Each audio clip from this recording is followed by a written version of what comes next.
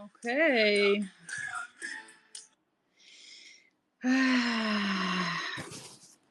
Hello again. Hi. How are you, Hello, Roy? hello. Oi, how are you? Oh, I had so much fun. With the To song. see your space with that song in the background, it was amazing. One of the best moments so far in Spaces, to be honest. How are you doing, everybody? Um, well, you gave us quite a scare, I have to say. A few days ago when you were, well, I mean, maybe let's describe the situation prior to you going to Amsterdam a little bit. Limo, you want to describe like our point of view? Um, yeah, say a few words like about the part Yeah, before you sure. left. Sure. So basically, Roy is our longtime friend from Spaces, right? He was going to Amsterdam to see the Maccabi Tel Aviv game against Ajax. In that weekend, he was very excited about it. We heard about it before, and obviously, when things kind of started happening, we were all worried. Like, how is he? Is he okay? He did send I a mean, message, my yeah. main point is that all of us are here after a year of war, rockets, alarms, all that insanity. And like, we were so very happy for you to go and clear your head and, for something that you love so much, a sport game, outside of the stress right now in Israel. So we were excited for you for going away, and then in the middle of the night, everything started to be crazier and crazier. And from that, I want to go to you, Oi, and I want you to try to describe everything that happened. Maybe we'll make some stops, but maybe start. You know what? Start wherever you wish to start. Um, I will start. I can start even like the days before, but I think it's irrelevant. So I will just talk about the day itself, like the day before the match and after the match and the differences, which is the most important thing from my point of view. The day of the match, since the morning, you could see Maccabi Tel Aviv fans with yellow shirts and scarves walking in the streets, and everything was normal. I mean, obviously, you can see like people staring and stuff, but this is normal, unfortunately, for Jews outside. Sometimes that happens, but it's not unusual. And when we went to the Dam Square, which is the main square in Amsterdam for people who don't know the city. We met all the fans, something like more or less 3,000 fans that came from Israel. And actually, we sang together with Ajax Amsterdam fans. They were singing with us in the square for many hours, dancing with us and singing with us Havana Gila and songs of them, and then sing with us the songs of us. We have a long friendship and brotherhood between the two. Um, how can I say, like the firms of the clubs, kind of. Let's just call that the ultras. The fanatics, or whatever you want to call them. So even last year, when I went to Maccabi Tel Aviv game outside of Israel, which was in Belgium, we had Ajax Amsterdam fans with us in the small gate, like 30 or 40 of them. They took the train with us to sing with us. So we felt very comfortable. And they were singing with us. Everything was perfect. We had a march, a very big march of a couple of thousands that were marching in the streets in Amsterdam from the Dam Square to the Amsterdam Central, which is the main station that you can take the train from there to the stadium. And everything was like, it was, if we talk about the police, for example, they were everywhere. Like you could see, like every inch, there was a cop. In every place, there was a cop. And they were very friendly, by the way. Wait. This was before the game, right? Just to be Yes. clear. This was before the game, something like 5 p.m. or like 5:30, something like that. And the match began at 9 p.m. So it was a long before the match began. There were tons of police everywhere. It was insane, and we felt super comfortable. There was nothing, no clashes, no nothing. Everything was fine. In the stadium, everything was perfect. We sang together with Ajax fans. For people that don't know, we lost 5-0, which sucks. and still they stood up at the end of the match and clapped their hands for us because we sang the whole time and we sang together with them. They literally told us, "We love you, we stand with you," like tons of them, the whole game. So like the atmosphere was very comfortable. Um, After the match, we went out. You have like a couple of minutes of walking until you get to the trains to get to the main central again of the city.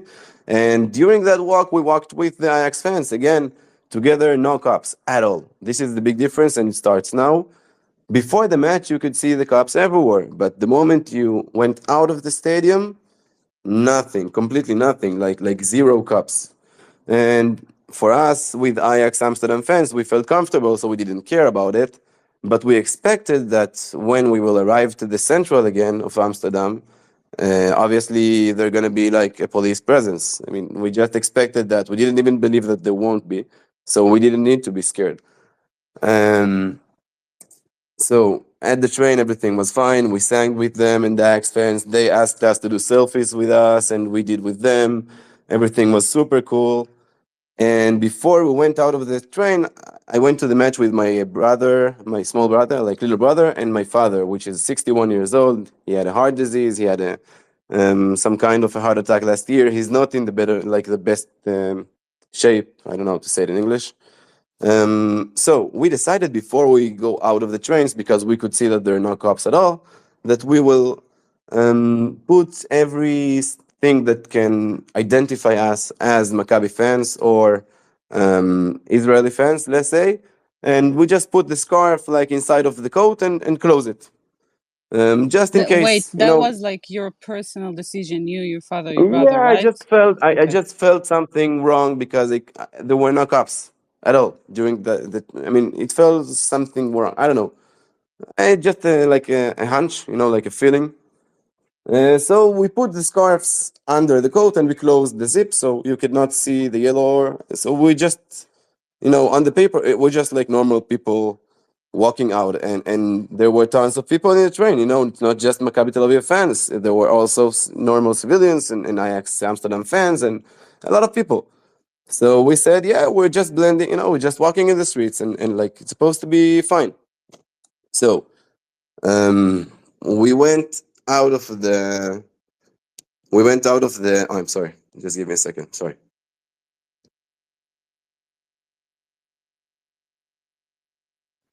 Can you hear me? Anybody? Yes, Anyone can hear yes, me? yes, yes. Sorry, I'm sorry. We can hear you. Okay, okay, okay. Sorry. Um, so as we started to walk outside of the train station, the Amsterdam Central, there's like a small bridge that you need to cross, and then you have to turn left because our hotel was inside of the small alleys. This is the word in English, alleys. Gal, Limor, alleys. Is that the Yeah, word? yeah, Alice, I'm sorry. I'm sorry for cutting you. I usually don't do this, but just a technical note. Please share the space. This is one of the most important spaces I've definitely done. I usually don't ask this, and I'm sorry. I know it's like annoying, but it is really important for people to hear the truth from somebody who was Uh, there. And yeah, and continue. and Excuse wait, me. wait. Before And you it is continue, Alice. I will add to Limor's comment for a second. I know you don't have a lot of time away, so first of all, thank you so much for coming. And I was silent because I'm trying to share the space in other places, and I wanna add to Limor. This space, it wasn't easy to convince Oe to come for this space, especially in English, not the first language. It's very hard. He's still recovering emotionally from everything, so he wasn't sure he wants to go back to it. But we thought it's extremely important, especially since there are so many fabricated stories out there, for him to come and share this because we know him, we know how authentic and extensive his testimony is going to be. So this is why this space is very, very, very special and important to us. Please share it everywhere. Thank you. Roy, please continue. We're not going to stop you. Yeah. Where was I? Sorry. So You were after the talking game, about the yeah. alleys. Yeah. Yeah, yeah, the And the alley. fact that, yeah. So we started to walk on the main streets. For people who know Amsterdam, so if you go through, like, if you go from the central station towards the Dam Square, so from right and left, you have a lot of small alleys that connecting to the main street, which is where the tram is at. So we're starting to walk there, and after like couple of I don't know, like maybe 50 100 meters, suddenly we see an old man. It looks like in his 60s or 70s, old man with a yellow scarf sitting on a bench in the street, and suddenly like couple of let's call them taxi drivers, Arabs, Muslims, terrorists, I don't know, anti-Semites, whatever you want to call them, go out, like come out of the small alley, like the closed alley, with covered faces and black clothes, and starting to lynch this old man. So obviously, like I wasn't with a lot of let's say young and fit people. I was surrounded by children, women, old people. My father is between them. So I mean, we looked at him, we wanted to go to help, and then suddenly from the left we can see a group of something like between 10 to 15 people, also covered faces, holding sticks and stuff, running towards us. So we went to the other side of the street, and we decided to stay as a group, because obviously when you can see that something is going on and you don't know what is going on, then it's better to be in a group instead of being alone in this situation. So we're walking to the other side of the street. The group from the left is staying over there. I don't know why, they just stayed there, and we continue to walk.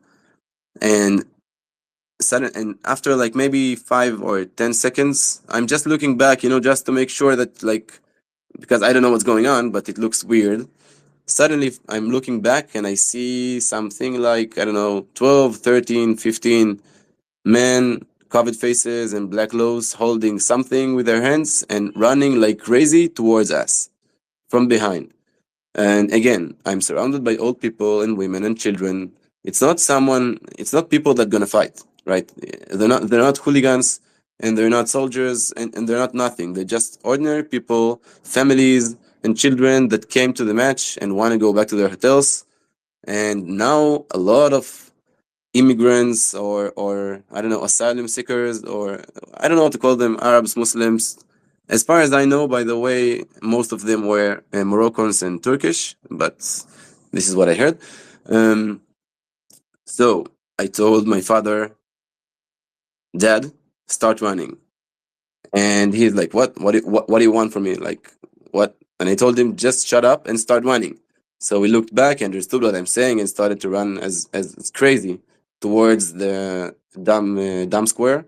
And suddenly, all of the people, like maybe 10 or 15 people that were surrounding us, the Maccabi fans or just ordinary people who were with us, started to run. I don't know if you've been to Amsterdam lately, but the whole street is like in constructions. So the sidewalk is very, very, how do you say it, Tsar? Narrow. Narrow. Yeah, narrow. And there were a lot of like stuff that blocked the sidewalk. Like 3 or 4 people before me, one of them just got stuck while running and one of those blocks and just fell on the floor. And then the person before him, after him fell on them. Like everybody started to crash on the floor while running. And I stopped. I looked back, and suddenly they got to us. They pushed the guy that was behind me on me, and both of us suddenly on the floor. Um, to be honest, this moment I like. The thing is, the guy that they pushed on me behind me, and then we both fell on the floor. They started to lynch him, like on my back. When I'm on the floor, he's been lynched with kicks to the head, like crazy, on my back. And suddenly, I'm feeling like this. פצצה לפנים. How do you say it? Uh, Like a fist Uh, to the face, a palm like to a the face. fist or like an elbow. Something just hit my face as hell before I know what happened. I didn't even see what hit me. I have no idea. I was like knocked for I don't know, a couple of seconds. I was shocked, and then I opened my eyes and I figured that from some reason, like three or four men just lynching the guy on my back, but from some reason they left me for a couple of seconds. So I realized, unfortunately, and this is sad to say, and I hate to say it, and still I'm like fighting with myself until this moment. Like maybe I could do more to help that poor guy, which I don't even know his name, by the way. I have no idea who he is. He was walking behind me, and since that moment, we split ways for the whole night. I have no idea what happened to that guy, but we were surrounded by dozens of those, um, I don't know, Muslims, Call them uh, attackers. Yeah. attackers, Islamist attackers. Islamist attackers, whatever. So I realized I have to stand up. As long as I'm staying on the floor, I'm an easy target. I have to get up from the floor and just the first thing I need to make sure that this guy is not my father, but because I didn't know, that was completely chaotic. They started to throw stun grenades and smoke grenades, and there were explosions all over the place, and like lynching from all over. And you have no idea who's like, where's my father, where's my little brother, what's going on. I started to run. After maybe 100 meters, I found my dad. He were kind of close to the KFC. For the people who know this area, it's kind of close to the Dam Square.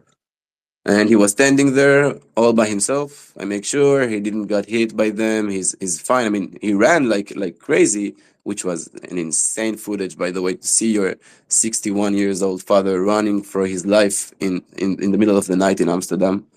This is insane. Like for me, it will get probably be stuck in my head forever. Um, so after that, I reached to him. I said, "Are you okay?" He said, "I'm fine." And suddenly I realized, where's my little brother? I mean, I don't know where he is. My dad doesn't know where he is. So we're starting to check with WhatsApp. Everything is like explosions all over the place, and we're just standing in the middle of the street, wishing for nobody will hit us because we need to find my brother as soon as possible. And after a couple of minutes, he answered that during the attack, while they were jumping on us from the alleys, um, some random Israelis who were lynched in the nearby alley, they managed to escape from the lynch, and they got to their hotel, and by accident the entrance of the hotel were at the exact spot where my brother stood when everything happened. So they just grabbed him and took him inside in order to protect him. So since that moment, me and my brother were separated until the morning. He stayed there in order to be safe. The whole night they were knocking on the door of the hotel, screaming Allah Akbar and Idbah al Yahud and all those whatever, and Free Palestine, obviously. I remember you said that a few of them were injured, and he basically spent the night Yeah, there with a few strangers, just terrified yeah, from. Yeah. In, okay, sorry. Continue. yeah. They were escaping from that lynch when they met my brother. So he told me afterwards, when I met him in the morning, that one of the guys in the room was 40 years old, and he was bleeding from all over his face. Like all over his face is bleeding, the whole shirt is bleeding, everything is like messed up with his face. And they knew that they just can't get help because if they will go out, they will be killed probably, because they were waiting outside and throwing like stun grenades and waiting for them with Allah Akbar screaming in the streets. So you can't go outside. So they just tried to push like towels and napkins on the wounds and trying to stop the bleeding. They stayed there the whole night. I don't know by the name that I have no idea what is the name of that guy. So unfortunately, I hope that he's fine. To be honest, I don't know what happened to him after my brother left him in the morning with the other guys that were him with him. So um, after we realized that he's probably more safe than us, which is like it is a little bit like chilling in a way, just to understand that at least one of us is more safe and is not out in the streets. But we need to figure out what to do because our hotel is inside the small alleys where all of them is coming from, in small groups of 10 to 15 people every couple of minutes, more 10 15 people, more 10 15 like It was insane, like very prepared, very like you could see how they were waiting in the alleys for people to run from the main street in order to lynch them the moment they get there. It was very organized. So we were stuck in the street. We group up. How do you say it? Came to a group, something like 20 to 30 people, um, in the KFC, which is very close to the Dam Square, but not too close to get there. In the KFC, many of them were bleeding from their faces, arms, legs, children, old people, women. Everybody is like in shock of the like what's going on. Where's the police? Where is everybody? Like, what is going on? We're in Amsterdam, in Europe, and it feels like war, like explosions everywhere, stun grenades and smoke grenades and fireworks, and people are getting lynched everywhere you look. It's insane. It's like a war zone, and people are like screaming at you, Allah Akbar, and starting to like, it's just insane. And after maybe a couple of minutes, one police car came with two cops, only two police officers, and they came out of the police car, stood with us, like seeing everybody bleeding and in shock and in pain and stuff, and like just standing with us, and just some kind of like a barrier of two policemen standing alone, and like just watching dozens and hundreds at some point, hundreds of covered faces, people with black coats and black clothes, holding knives and weapons and stun grenades and fireworks, just standing in front of us across the street and waiting for us to move from the cops, which is completely stupid, insane. I don't know. And once in a while, after every 2 or 3 minutes, it's like the game. How do you call it? שוטרים וגנבים. How do you say it? Limor, God help me. Cops Aaron, and someone. thieves. And Yeah, thieves. yeah, is that a thing in English? I don't Cops know. and robbers. Cops and robbers. Okay. Every 2 or 3 minutes, they came out from one of the alleys that close to us, tried to reach us with knives and sticks and stuff. And most of the times, the cops were able to just reach them and scare them with, I don't know, Deutsch screaming, and like they had a stick or plastic stick. They just tried to hit them, which didn't do anything. And then we went, like there was a guy next to me. He was bleeding from his um, chin. No, lechi, chin, Cheek, Uh, cheek, cheek, Cheek. cheek. cheek. cheek, bleeding from his cheek like crazy. Like it was. I the whole, like, I don't know how to even explain what I saw over there. Like his face was open, bleeding as crazy, the whole face, and then it was dripping to the shirt and to the pants and to the sneakers. He was all in red, and we're like going to the cops and like, listen, this guy, and actually not just him, there were many of them surrounding us. They need to get treatments, like ASAP. This is important. They're losing blood. They need to get treatment. Like, what's going on? Like, you're standing here, just two of you, you're not doing anything. You're not arresting anyone. You're just letting it happen and watching it from the side. Like, look what's going on over here. And I told him, you need to call for backup right away. I don't think you're understanding the situation at all. And it was very surprising, but he actually said, okay. And he went to the radio and he called for backup. Um, After something like 15 to 20 minutes of horror, like insane, just war zone, maybe two or three police car came with, I don't know, maybe 10 or 12 cops that also had like plastic sticks. And they did have a gun, by the way. They had the gun, but they did not use it in any way. So what is the point of having a gun if you can't use it? I don't know. They just had a plastic stick, which doesn't do anything. So the game of the cops and robbers continued for maybe in half an hour, 40 minutes of insults, screaming Allah Akbar, we will kill all the Jews, Idbah al-Yahud, what you wanted, we had there. And free Palestine, obviously, all the time, free Palestine. Of course, this is how freedom looks like, of course. After 30 or 40 minutes, we're talking to the cops and we're saying, listen, we're not getting anywhere. We're stuck in this KFC like it's a siege. You're not arresting anyone. You're just holding us in prison. In prison, like it's supposed to be the other way around. Or you're gonna take me to my hotel to safety, or you're gonna arrest the people who were saying they're gonna kill me in front of you, and you're the policeman, and you're not like you're supposed to arrest them. This is assault. What's going on? And they were like, "Listen, this is the orders. We can't do anything. We don't have what to do. If you want, the only thing we can do in order to maybe maintain more feasible or like a stable situation is to get away from the entrance of the alleys. So if like what we want to do is we want to take you to march you to the Dam Square, and then we're gonna surround you like 360 degrees, like a buffer zone in the middle of the Dam Square. You will be surrounded with police cars as a barrier, and there we can keep you safe maybe for a little bit longer, and then we'll see.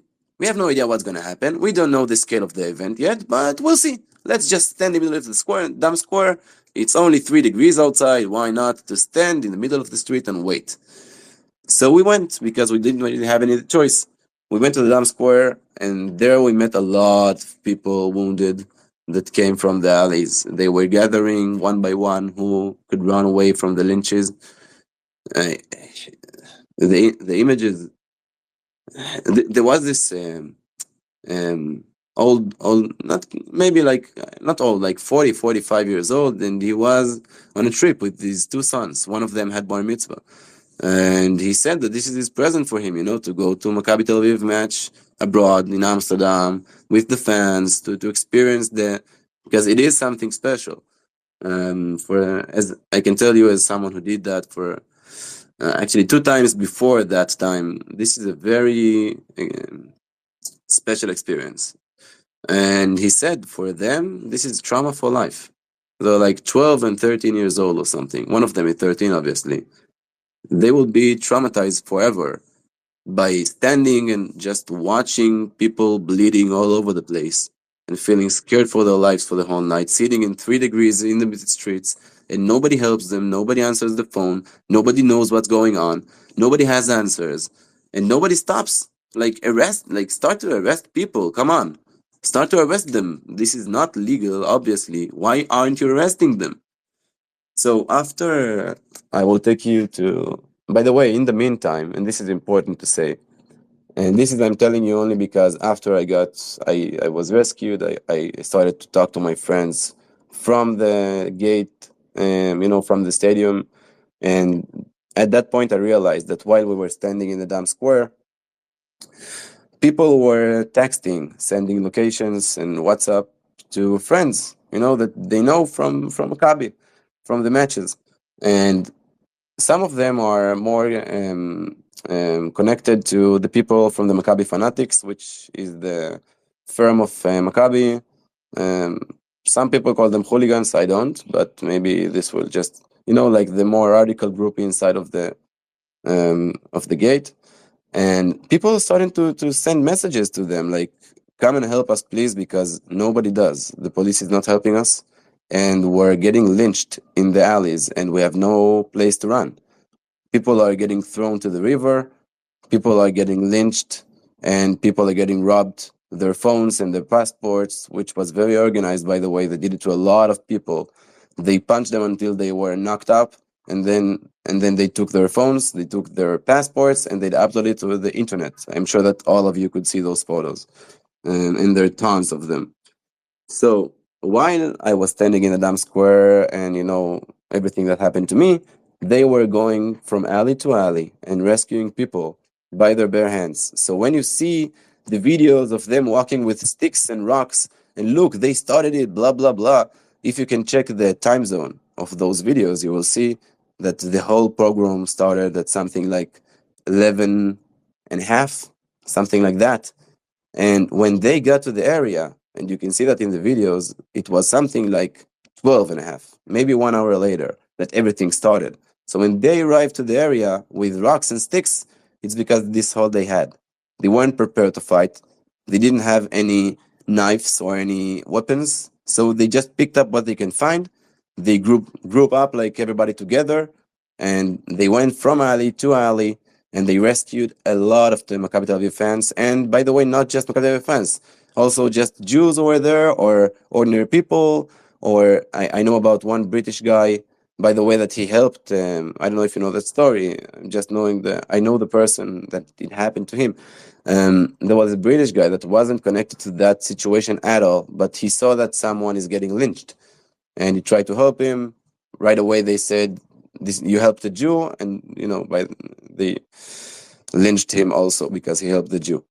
Um, so they helped a lot of people that night, and I think, like, I'm not always backing them up on everything, but on this night, I'm standing behind them 100%. I think they did an important job, like in angels. Seriously, they need to get rewarded for what they did. Obviously, they will not get the reward because this world is upside down, and they will be treated as like they were the aggressors. But they rescued a lot of Jews that night, a lot of Israelis, a lot of citizens who were, be just were there and lynched because they looked Jewish.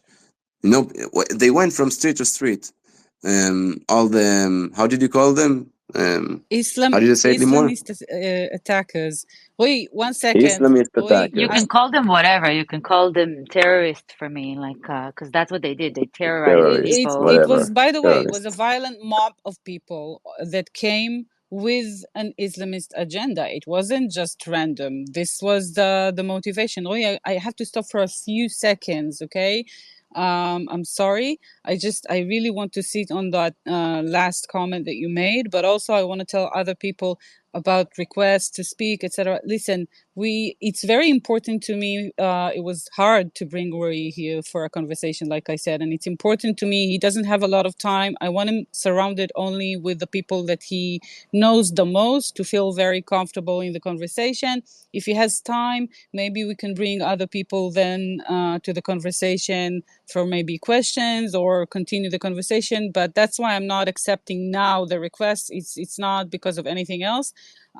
Please continue to share the space. It's extremely important, like we mentioned many times before.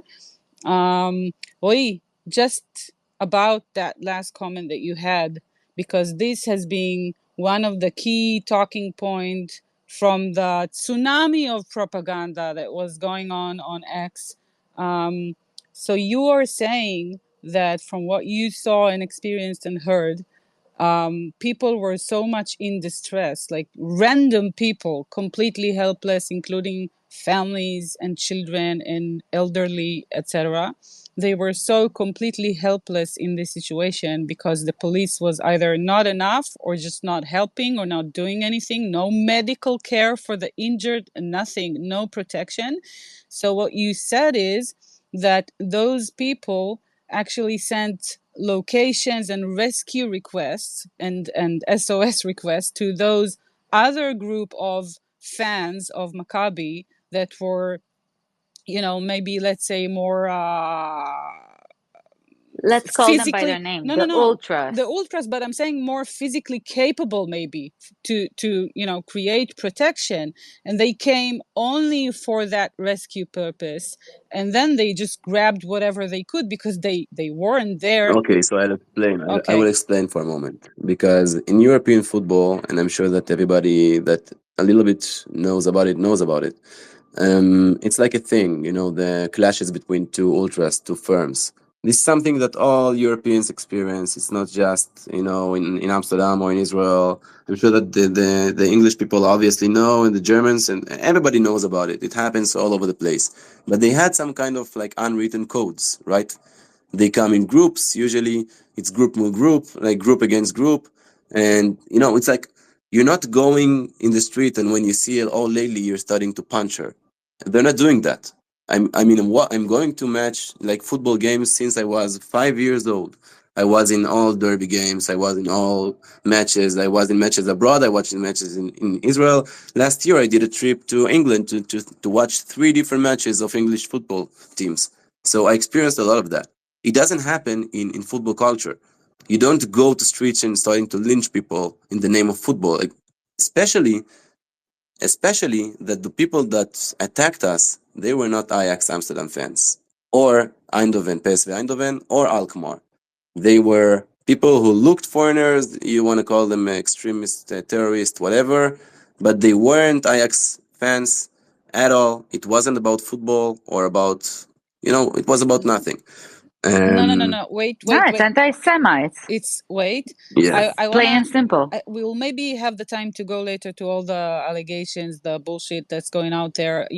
Some people created the truth about Amsterdam, and then they started the story with those fans just grabbing sticks for future protection if they encounter, the mob that was lynching people because they were there actually to rescue the people.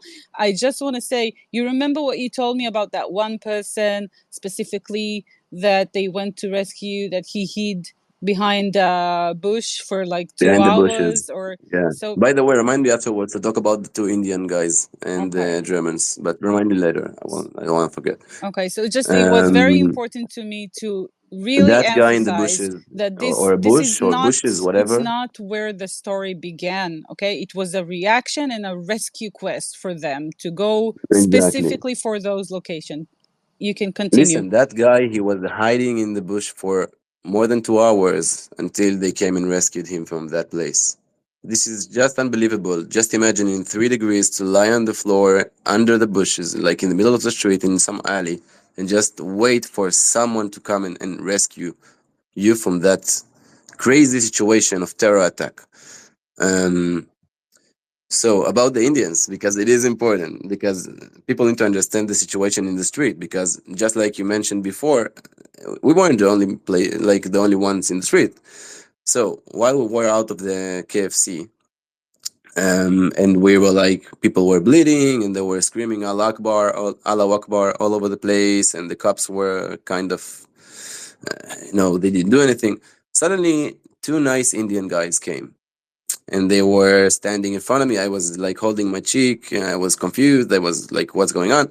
And they went to me and they said, what's going on over here? What is that? Like, can you explain us? Do you speak English? And I'm like, yeah, I do. And like, where are you from? Who are you again? They're like, we're from India. We're tourists. And we're just confused. Like, what is going on? What is that? So I said, like, basically they're lynching Jews on the streets. This is how it looks like. At least it was like maybe 20 minutes after everything began. It was just the beginning, but this is why I realized from walking, from standing there, they were just lynching, hunting Jews. This is how it looks like. So I asked them, "Are you Jewish by accident, or have any like Israeli relates?" And they were like, "No." So I said, I mean, I think you are safer. I guess that you can go. I don't know. I'm guessing that you can go. I'm not sure. I think so because you're not Jew. So, Remember, and he said that, okay, continue. But then after on that and point, you remember what you wanted to say about the taxi driver beeping. Okay. yeah, yeah, yeah. I will talk about it. I will talk about it. So they told me that for them to hear Allah Akbar is triggering as hell, and they are actually afraid that once they will, like the terrorists will realize that they are Indians, they will kill them also. This is from their own experience, so they were actually standing with us the whole night until the end of it, like until we were rescued, like 2.5, like maybe 3 hours later, they were standing with us because they were scared. They're just standing with us the whole night. After a couple of minutes, a group of Germans came. Germans, also travelers who were just passing through and like, in the crossfire. So they just went to stand behind the cops with us. And they, again, what is going on? And again, the same reaction. Like, what? Seriously? Like hunting Jews? This is insane. I'm so sorry to hear. Oh, just give me a second. I have a phone call.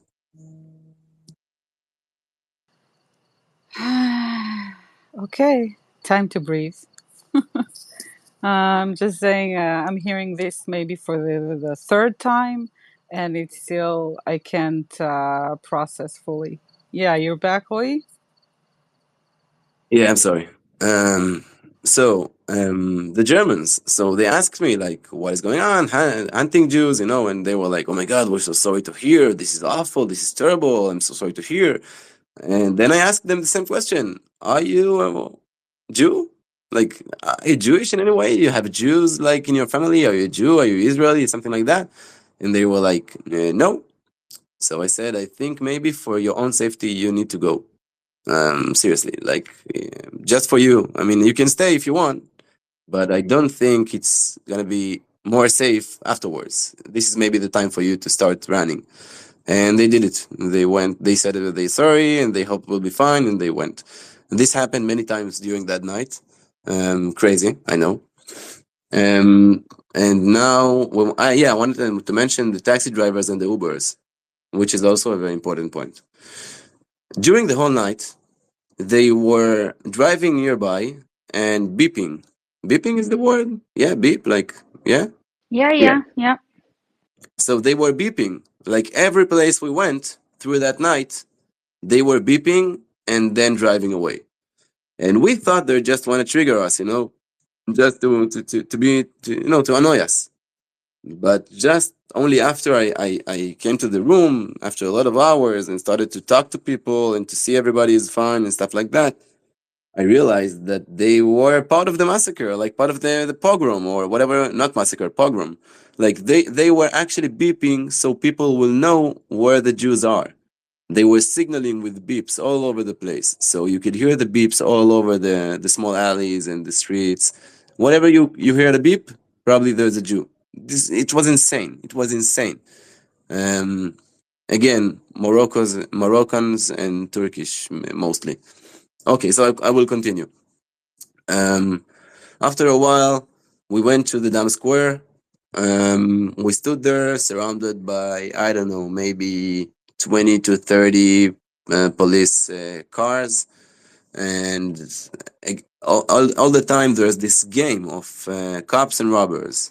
A group of 10 to 15 armed people with covered faces, screaming Allah Akbar, starting to run towards us. And most of the times, the cops were able to, you know, run towards them, and then they ran after them to the alleys, and then they were fighting over there in the alleys, and then the cops returned to us to stand with us. During all that time, again, and then I'm saying only because I know it afterwards, after everything I know, during all that time, there were lynching all over the alleys surrounding us. I just didn't know that. I thought that most of us safe. I didn't know.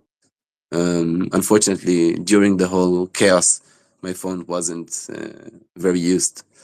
Um, so after we're standing there, and for I don't know, something like 2 hours, more or less, 2 hours of standing there in 3 degrees and waiting, hopeless for something to happen. We went to the cops and we told them, listen, there are wounded people for 3 hours in this cold outside, bleeding out, losing How blood, how cold? 3 degrees, and those people need to get treatment. They need to go to hospitals or at least call an ambulance. You need to give the treatment. Like seriously, this is not normal. What is going on over here?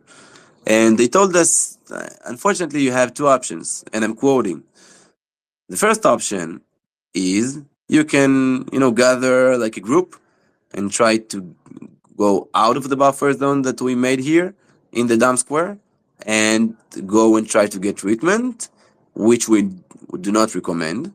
The other option is to stay here in that buffer zone until we will figure it out. So basically, in other words, if you go outside of the circle, you're unsafe and we're not responsible for that. So all of them just stayed in the square.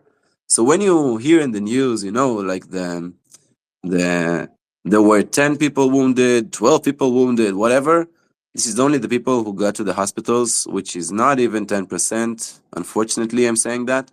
I think it was in the numbers of hundreds of wounded, but we will never know because they could not get treatment until, they did what they did. So um, one of them, by the way, I know him from Twitter and from matches of Maccabi, so I'm following him.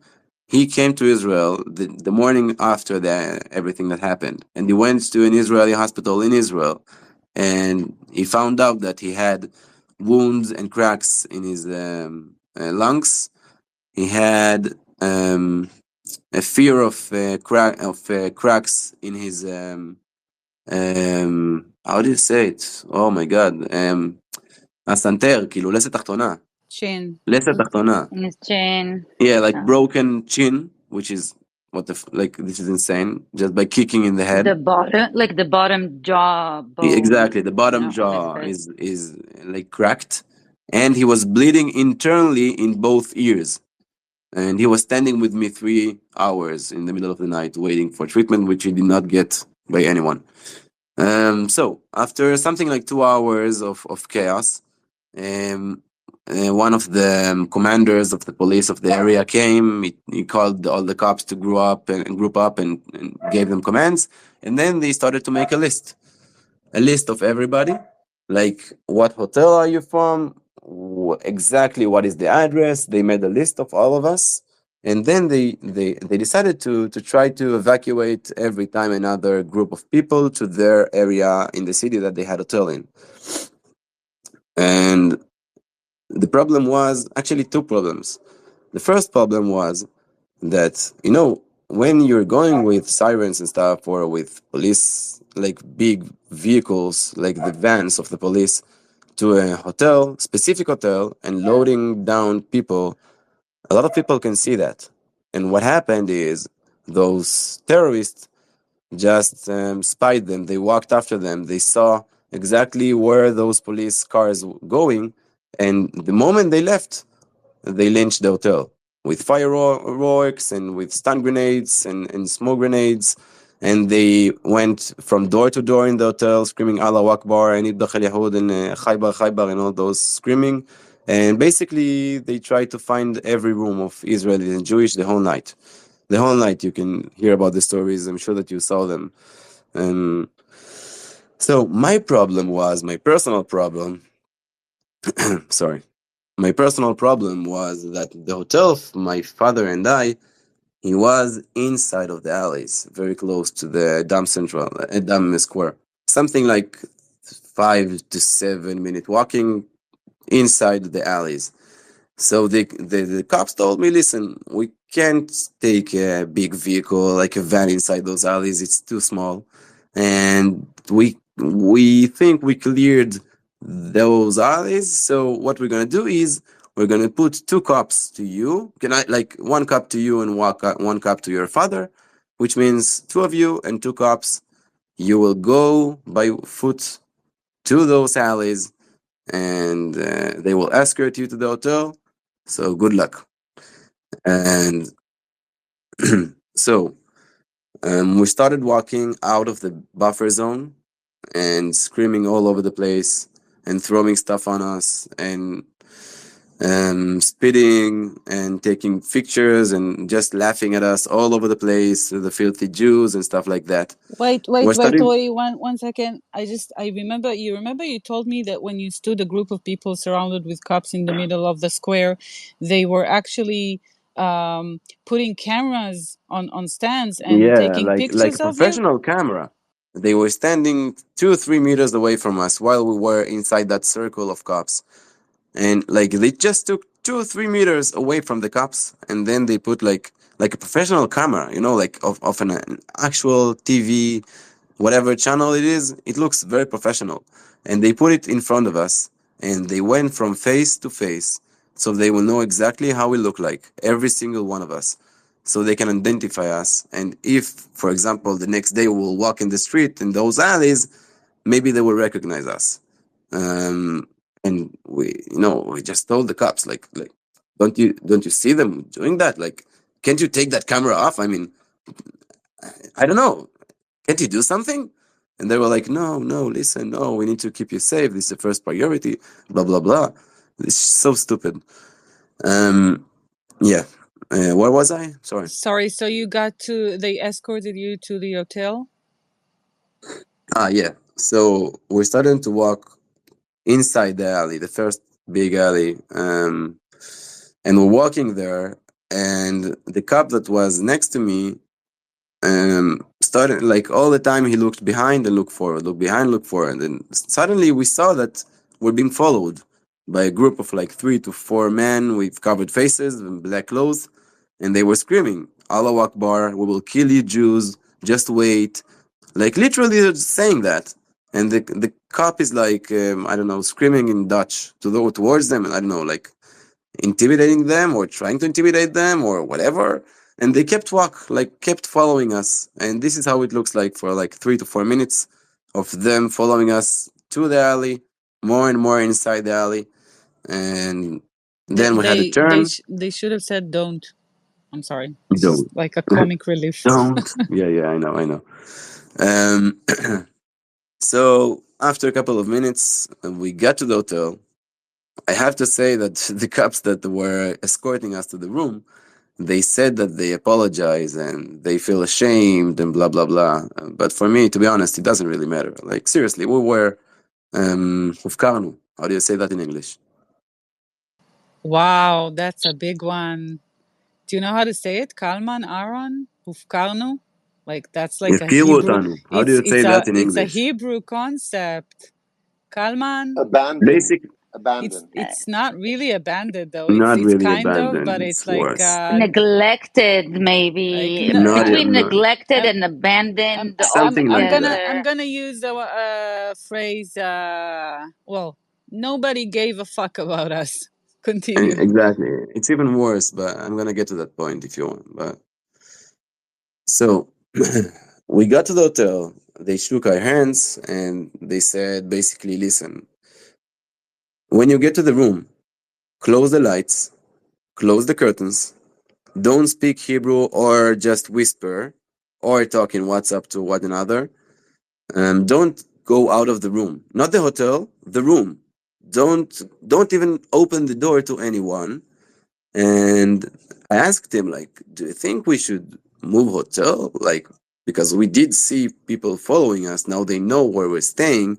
And I mean, you know, like you're going now. What am I supposed to do? Like, do you think should I need to find another place to stay? Like, what's going on? And he's like, I don't know what to tell you. He asked me if I'm leaving in the morning. I said no, I have one more night actually. And he said, oh, okay, then maybe you should move, like switch hotels or maybe get out of the city. Like he was confused. Like he didn't really know what to say. He said like, I don't know. I'm sorry. I don't know. Just good luck. I don't know. And then they went. So basically, it's me and my father, and then we're like making connections in touch with my little brother. He said he's fine. He's helping the guy which he had wounds all over the place. He was helping him for the whole night.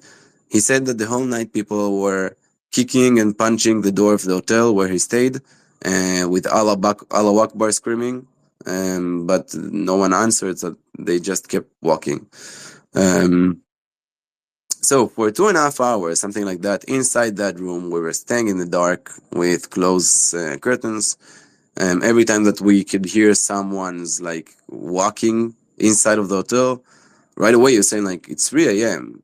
There is no one supposed to be like what.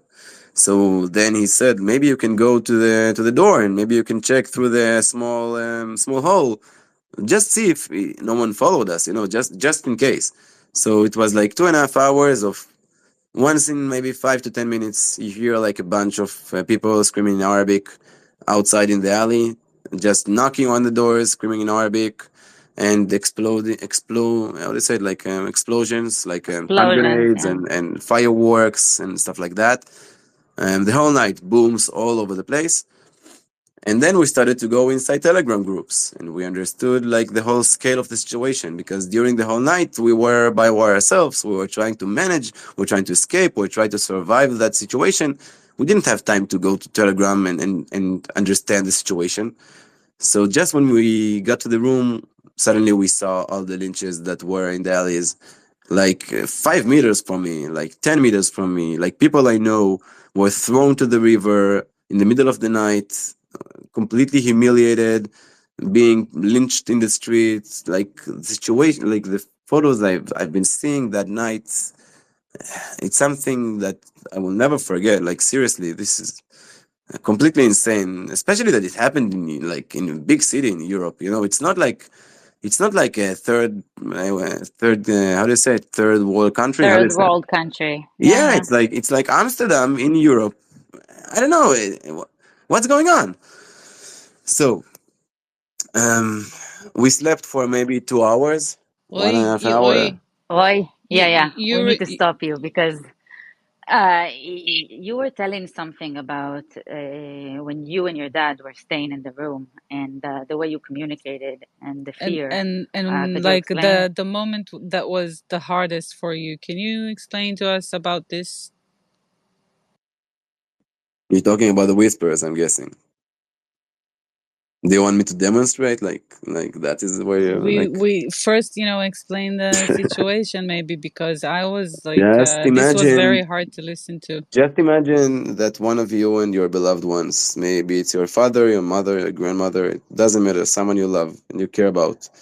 You're sitting in a dark room for 2 hours and talking like that. Because if you won't, someone will find you and maybe kill you. This is insane. This is completely insane.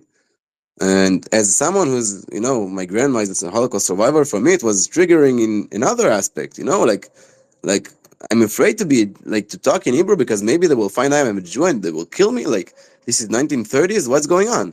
So uh, yeah, this is maybe one of the most fucked up things that happened to me that night.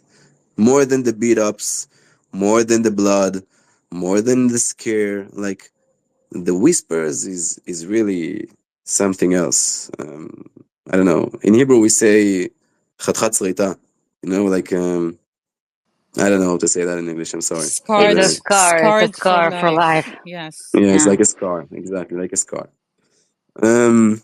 Okay, wait. So you So slept one like of the two things hours? that yeah, we slept for like something like 2 hours, and we put in like a clock alarm for 7 a.m. So we will, as soon as possible, find my brother and get the fuck out of Amsterdam. Um. So, and one of the things that many cops told us and told other people is when you wanna take like to go to the airports tomorrow, don't take taxis or Ubers because it's dangerous. So it wasn't just like us people scared about it. It was them telling us, don't do that. Don't order Uber and don't order taxis because some of them were the people who were lynching you. So, or will lynch you. Because most of them are immigrants and, yeah. So actually, we made a lot of connections, and eventually we found an Israeli who lives in Amsterdam for 2 years, and he kindly came to pick us up in the morning with his private car. So he took, and just before he came, we talked to my brother because don't forget, he's in another place the whole night. We're not with him. So in the morning, we waited for the streets to be more crowded a little bit, like 9 a.m., something like that. And then we went to his place to escort him because he didn't want to go alone. And just for you to understand, to know, he is like 1 meter and 85. He knows to kickbox. He's not a small guy that scares of fighting. But this is lynching. It doesn't matter how strong you are in front of 10 or 15 people. So he was waiting for us, and we went to be with him. And then when we got to him, he went down, and we escorted him together to the room so we can be together afterwards. By the way, all that time, because we heard about the rescue flights that El Ali is doing, and like a lot of people from Israel and from Twitter and Instagram and Facebook, everybody was like, sending like dozens and hundreds of messages. And they want to help us. And they saw in the news that they had this rescue flights and it's amazing. And talk to them and call them. This is the number. So I called and nobody answered. So I tried to call the embassy. I got 5 different numbers of the embassy of like SOS lines. We tried every single one of them. Nobody answered. So we tried to call for the how do you say it, Misrad Hachutz, The foreign ministry. Foreign. the foreign minister. By the way, not to justify it, why they didn't answer because they had so many calls all together from thousands of people that were calling them. So you were experiencing like they don't answer, but it's like a waiting call. So yeah. Yeah, yeah. I mean, I'm just telling you the situation from my side. I mean, I'm not coming in accusations or whatever. I don't know. Like, seriously, for I my mean, you side, I can was accuse. I have completely no problem abandoned. with you accusing. It's fine. I'm just No, saying. no, I'm just saying I was abandoned completely. It doesn't matter why. To be honest, I don't care why. I was abandoned in a foreign country with risk to my life and nobody answers to the phone. So, after waiting 50 minutes on the line to the line that El Al were operating, they were answering. They answered. And they said, "Oh, the flight is full already. I'm sorry. Maybe you will try to call again. Maybe 1 hour from now, when we will open another flight of rescue. Just wait, maybe 1 hour, 2 hours, and we will open another one." And they hang up. That's it. So you wait, and then you try again, and then you wait for 50 minutes again. And after 50 minutes, again, "Oh, it's full already. We're sorry. I mean, our heart is broken. This is terrible, but it's full." So we try to make connections because, as Israelis, we know how to do that. We know people, it's small country, everybody knows everybody. And we try to call to our friends, to everybody we know that can help us to get on flight. And it was insane. Nobody could. They said it's just unbelievable. All the flights, the moment they open, boom, close. So we just decided to take that guy that offered to take us to the airport, just go to the airport, and there we'll see. But first of all, we need to get out of Amsterdam because it still feels like I don't know. We don't know what's gonna happen. You just want to be out of here. So that guy took us. We very kindly. We got to the airport. I don't know if you've been to Amsterdam airport as someone who travels to Israel, but for the people who don't, I will explain how it looks like in ordinary days, and then I will explain how it looks like this day. So usually, the entrance of the Israelis, the flights of the Israeli companies to Israel, is at the end of the entrance to the airport. At the end of the end. Maybe Limor can explain better because she's been there more than I actually. Maybe you can explain about it, Limor, about your experience in that. I just know you're short on time, so we have 10 more minutes, Roy, It's and I okay. want to It's take okay. advantage. It It's will be basically longer. the It's end okay. of the airport, the most dislocated place, like the most deserted place in the Distant, airport. the most Yeah. distant place, the one that is away from everybody else, just because usually you need to protect Israelis, so you isolate them. But how did it look in on your day, like on the day of that you experienced? So we got to the airport. Tons of army guys. It wasn't police. I think it was the Dutch army with like automatic weapons, fully loaded, walking like tons of them, like war style. A lot of black vehicles who looked like small tanks, armored vehicles, all over the place, like a barrier between us and the rest of the airport. Tons of them. So you go, like, well, you want to get in. So they're saying, "Show me your passport. Show me you're Israeli. This area is only for Israelis and Jews." I showed them the passport. I went inside the airport, and then you get to the point that there's the check-ins. So we didn't have a flight. So we said, let's just stand in that line until we get to the how do you say, like the desk, and we'll talk to them. We'll just beg for a flight because what can we do? So we stood in the line for maybe an hour, 2 hours, I don't know, a lot of time with hundreds of people. I think something between 500 to 1,000 people, like stuffed inside that entrance of the airport. Everybody is confused. Most of them doesn't really have a flight.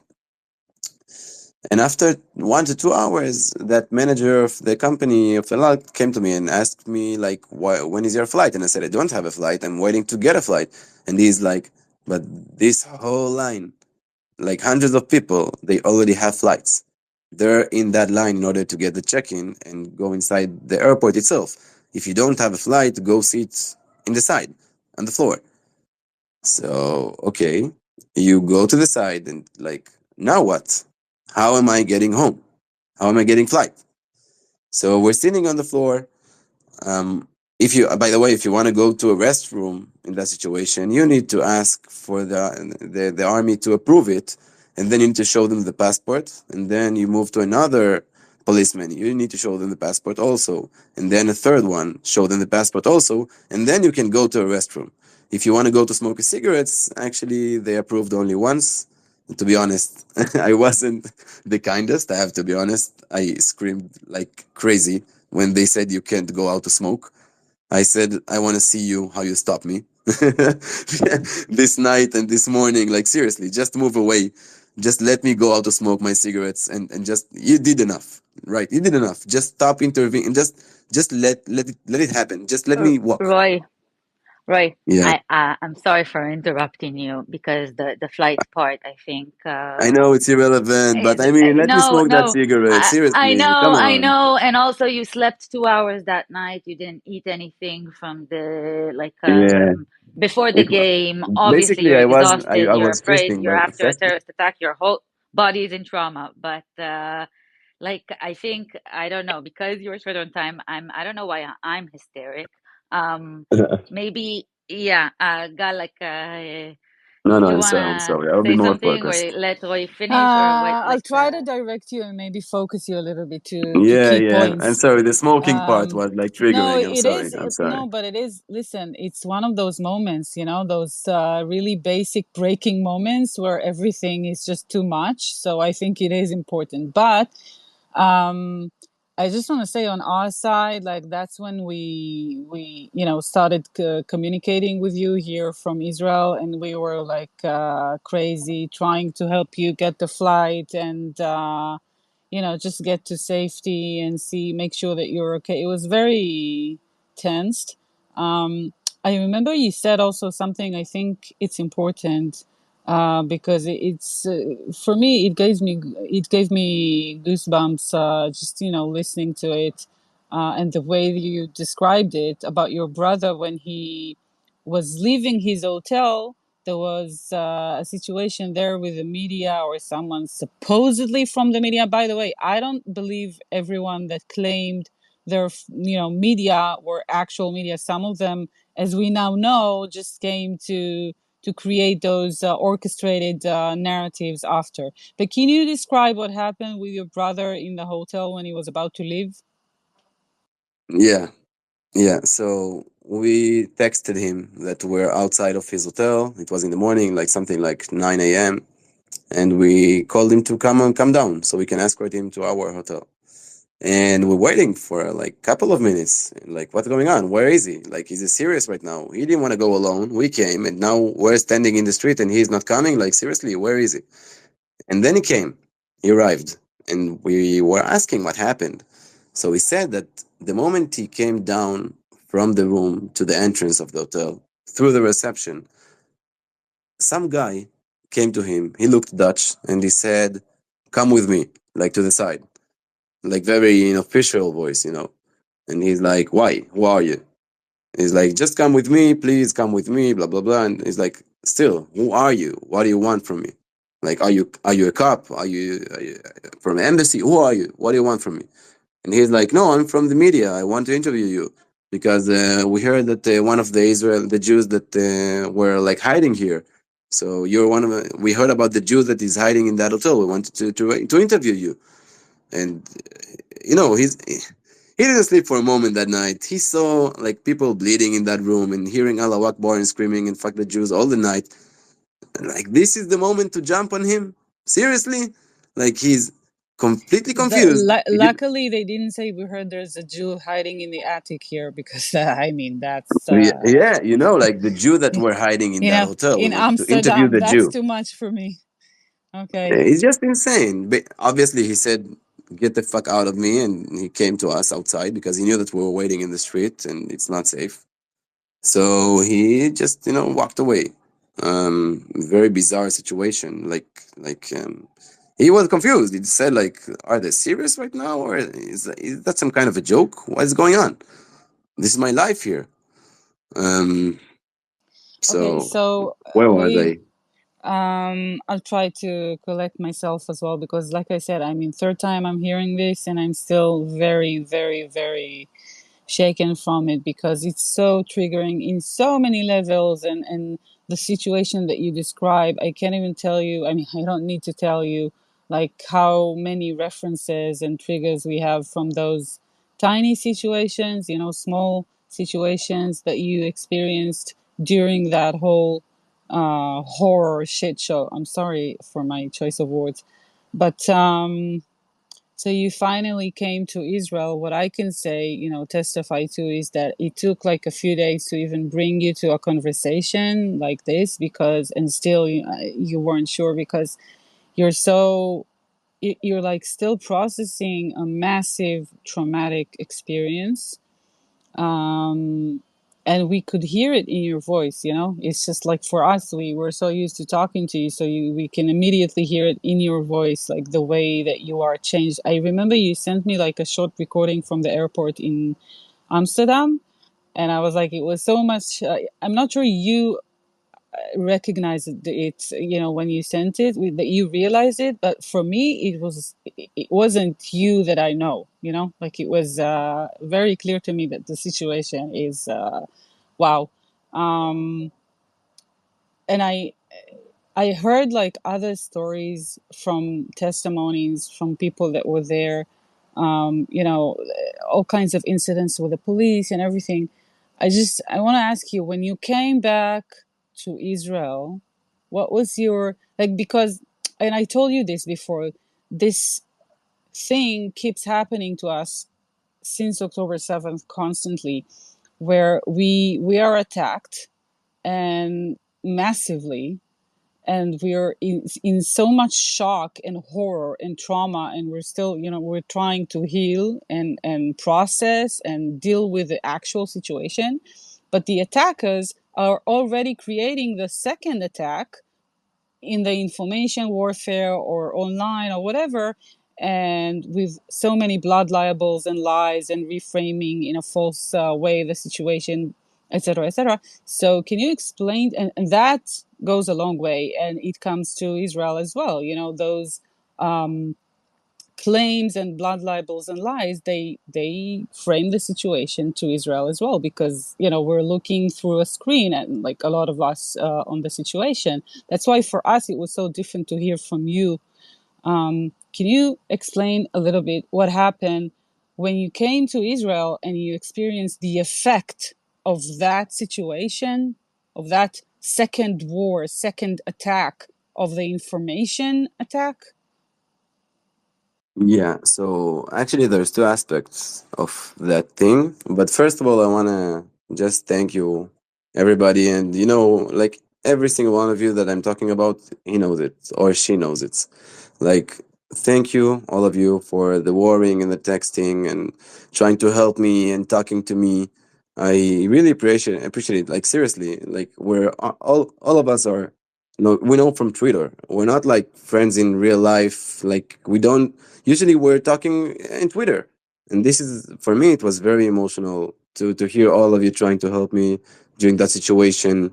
So, and one of the things, by the way, that God did, and people don't know it, that she made that thread of what happened to me, and she posted it. I'm sure that many of you saw it. Actually, she did it as some kind of a gift to me, so I won't need to tell that story again and again to my relatives. So I can send them the thread and they can see like the main topics, and I won't need to repeat that horrible thing over and over and over again the past 2 3 days. So again, thank you for that, because it did help me a lot, and it helped my family. By the way, they were clashing with people in the streets. I will talk about it now.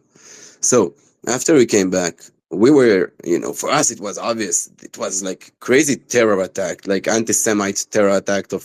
I mean, it's obvious. We don't need to even to talk about it. It's obvious. I mean, everybody who can see the footage, there's no way around it. And when we came to Israel, I mean, I knew that, from abroad, from outside of Israel, just like after October 7th, they will do the propaganda warfare and the lying and trying to blame everything on the Jews and the Israelis. I mean, this was obvious. I expected that to happen. But what shocked me was that there were also Israelis who were blaming us for it, what happened to us. Yeah, you're hooligans. You invited that to happen to you because you didn't, I don't know, act well or did whatever, or no, it's about sports. They saw it, they wanted it to happen to them, blah blah blah. This is completely insane. And it doesn't matter if someone took a flag down or if maybe 10 people said fuck the Arabs, well, it doesn't give anybody the how can I say it, the The approval, justification. exactly, justification to make a Jew hunt the whole night through the whole city. It just doesn't do it. And if you want me to break those point downs for a moment, I will, because I do have some time. If you can, let's go over them Yeah, really quickly. Maybe let's start with the moment of silence in respect of the Spanish before the match casualties began, from you that. mean? Yes, yes. No, like Yeah, yeah, in the arena yeah, yeah, yeah, before yeah. the It was match began. before the match. Yeah, yeah. So for people who doesn't know how it works in football stadiums, the away team is very small. We were 3,000 in that gate out of 60,000 seats in that stadium. It was very crowded and small, and we were singing like crazy. And suddenly, in the middle of the song, someone is like, I think that something is happening. I mean, the stadium became quiet. Like, maybe, like, what is going on? And some guy next to me told me, I think there is like a moment of silence for something because everybody is suddenly quiet, like around us. So after like maybe 10 to 20 seconds, we're starting to realize that there's like a moment of silence or whatever you want to call it, and people are starting to like shoo, shh to everybody, like shh. So we tried, and there were maybe, I don't know, 5, 10, not more than that, people that were still singing, and people literally jumped on them and like be quiet, like respect. No, when you say people, you mean other Maccabi fans. Like Yeah, the obviously Maccabi the gate fans is. were trying to Yeah, yeah, yeah. create this Obviously, silence. the gate is only Maccabi fans. There's no one else over there. It's just us. So we like shushed everybody, and maybe 5 to 10 people were still singing until it ended. But there were like out of 3,000 people, it was nothing. I don't know. People told me it sounds more. It sounds more. I don't know. This is what happened. Maybe because of the stadium, it was closed, like the roof was closed, so the acoustics were insane. Maybe it was Yeah. feeling more. In I don't well, know. really briefly, I'll just recap that bullshit allegation that was spreading. It was presented as if Israelis were disrespectful No, no, towards no, that no, silence no, no, no, moment and in no, memory of no. the casualties of Spain. It Um, wasn't that. No, it no, was no. a small notice on a screen in English and in Dutch, and like you said, like no one really understood it in the Israeli crowd. So it took some time until they understood the Just when situation. I talked to you yesterday about the situation, I understood that this moment of silence was about Yeah, I remember you Valencia asked me, or by the way, Spain what or is it something. about? And I'm Yeah, like, because listen, it's never mind. So okay, this is so about that. moving on, about the framing that they did with the flag that someone pulled off and maybe burned. I think there was a clip as well, and a group of people that were singing, fan songs which are racist in some way or whatever. Those clips were meant to describe the Israelis, all the Maccabi fans that came for the game, as hooligans, violent, whatever. They created the provocation, and everything that came after is a response to it. No matter, even if it was a response, there's no way in my universe that it's in any way justifying violence, especially Response to indiscriminative what? violence. Yeah, Response to what? the claim was that it was a response for the flag situation, the flag clip, let's say, and the song So clip. let's Okay, break it down those for a moment. situations. Let's break it down for a moment. That clip of the flag being tearing down was the night before. It wasn't in the night of the game. It was the night before the match, um, and it looks in the video. You can all see that there were maybe 100 people, maybe 150, nothing more. And I don't know. I can see the thumbs down, but this is what it was. Okay, 200, whatever. I don't care. It's still nothing in comparison to the 3,000 in the stadium of Maccabi. So in that night, after that happened, as far as I know, and again, this is only I know from friends and people who told me, nothing more. So um, after that happened, some taxi drivers came to that area, started to curse them and tell them to stop doing that. And basically, they're starting to fight. And after that night, by the way, 50 Israelis were ambushed in that night in Amsterdam. The night before the match, 50 Israelis were ambushed and lynched in the streets of Amsterdam in the night before the match. After that happened with that flag situation. So if you want to talk about how do you say it, like A, pulavet a guva? How do you reaction, say it? A cause and reaction. effect. Yeah. Exactly. So that happened the night before. They Wait. But found those people about the out. taxis, taxi drivers that were shouting at them, because the allegation was that they, and this is the chief of staff of the Dutch police as well. He argued that the Israelis were attacking taxi drivers. Randomly innocent taxi drivers. They were attacking them. So, from what I understand from you, it was the Israelis were messing with the flags, maybe singing a few provocative songs, and then the taxi drivers came to attack them, and then there was a fight, like a mutual fight between those parties, right? And after that happened, yes, and after that happened, there were many Israelis in the casino that night in Amsterdam. Many, like super crowded. So as far as I know, there was some kind of they were waiting outside to catch people, to intimidate them and to punch them and to lynch them outside of that casino. This is what I know from people who were there that night. Some people were thrown to the river, some people were lynched. So if you want to talk about reaction, well, I think that they found the people, and so I can't even see how can someone justify attacking Jews all over the place in the number of thousands because someone took a flag down. Because from that comparison, you can say that when Palestinians and pro-Palestinians take Israeli flags down, well, we can lynch them. I don't think we want to go there. I'm sure that everybody in the listeners also agree with me. We don't want to go to that equation because it happens all over the place. Does it mean that we can attack them wherever we and want because and they took a from flag that down? conclusion, what do we do with the situation that some Palestinians are coming in a genocidal attack on Israelis? Like, what the response should be to that, if you're saying that a lynch should be the response for a flag? Let's just like Exactly. So all those equations, to be honest, it's ridiculous, and I think that people just use them. And the people who actually buy that is just people who want to hate us because it doesn't make any sense. And if they really believe in that equation, then I'm sorry for them, seriously, because it's stupid.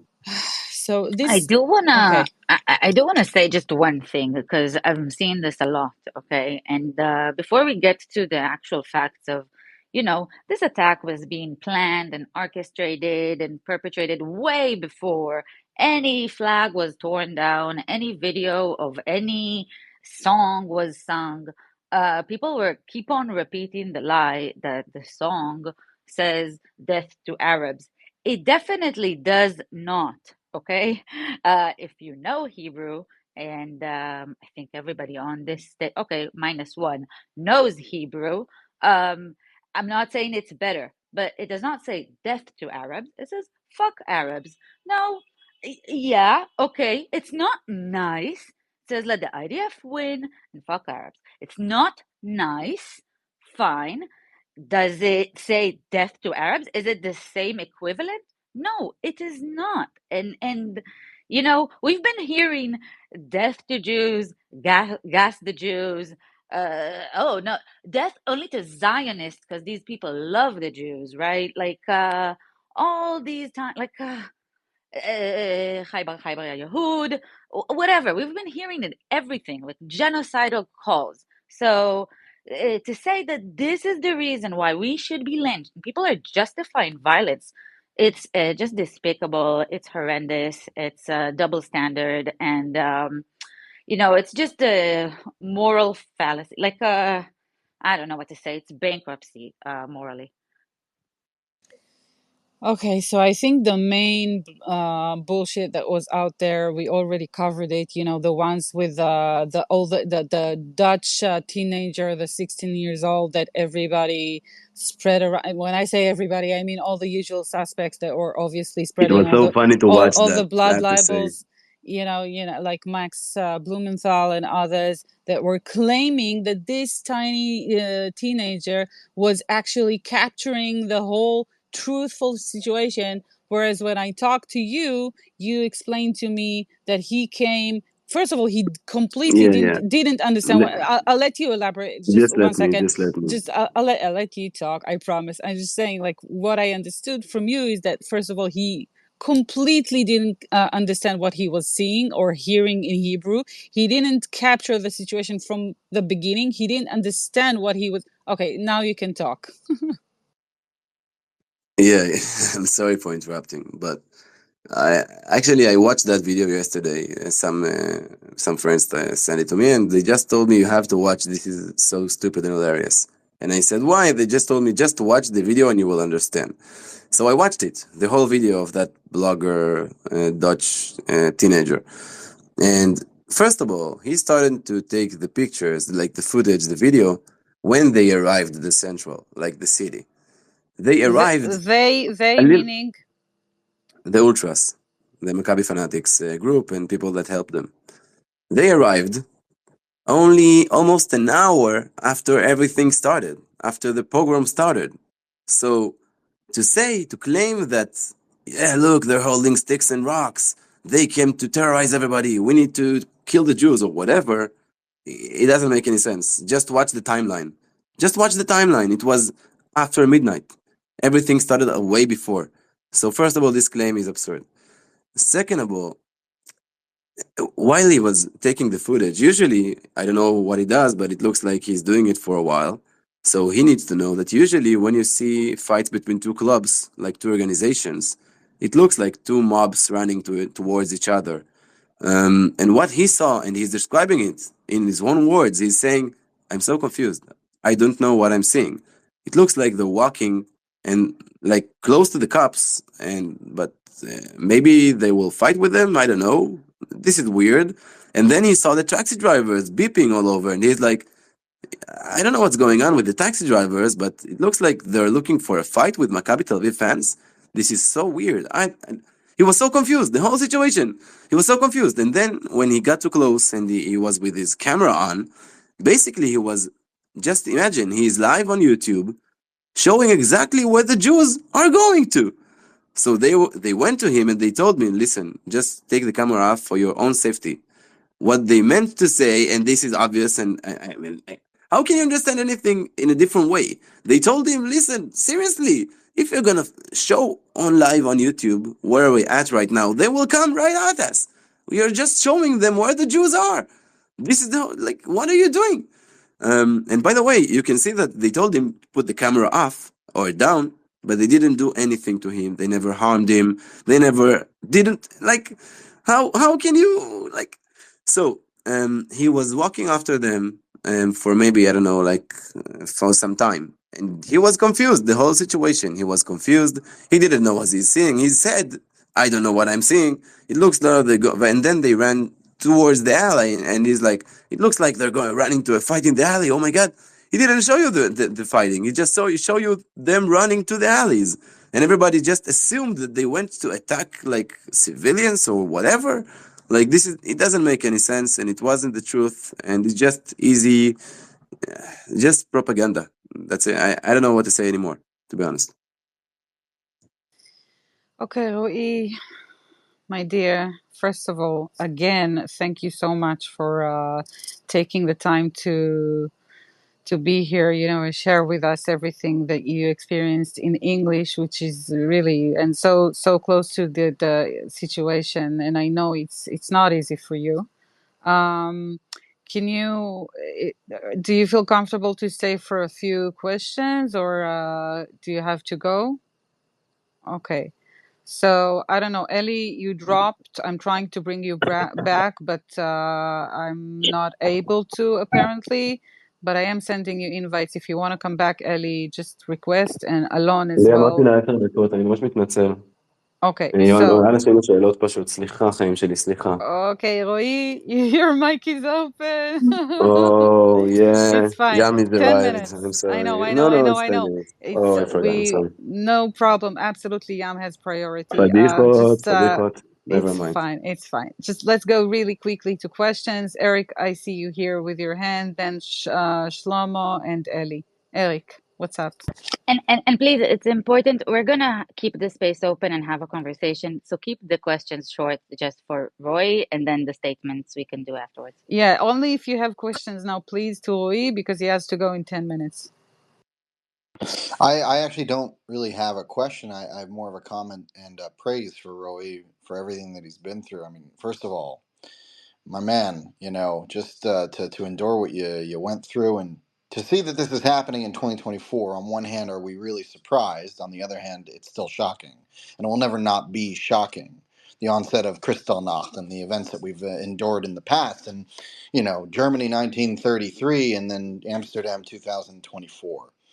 The reason why I think your testimony, and particularly in English, I mean, it's one thing, Gal, I have bookmarked what you wrote in Hebrew, and I'll be able to get to that eventually. But the English testimony to be reaching the audience it needs to reach, especially right now when you have people like Mehdi Hassan, who has millions of followers, and here's the filth coming out from his tweets and from his posts, that he's blaming hooligans, like you said, blaming Israelis. Let's blame the victim, because that's all he knows how to do.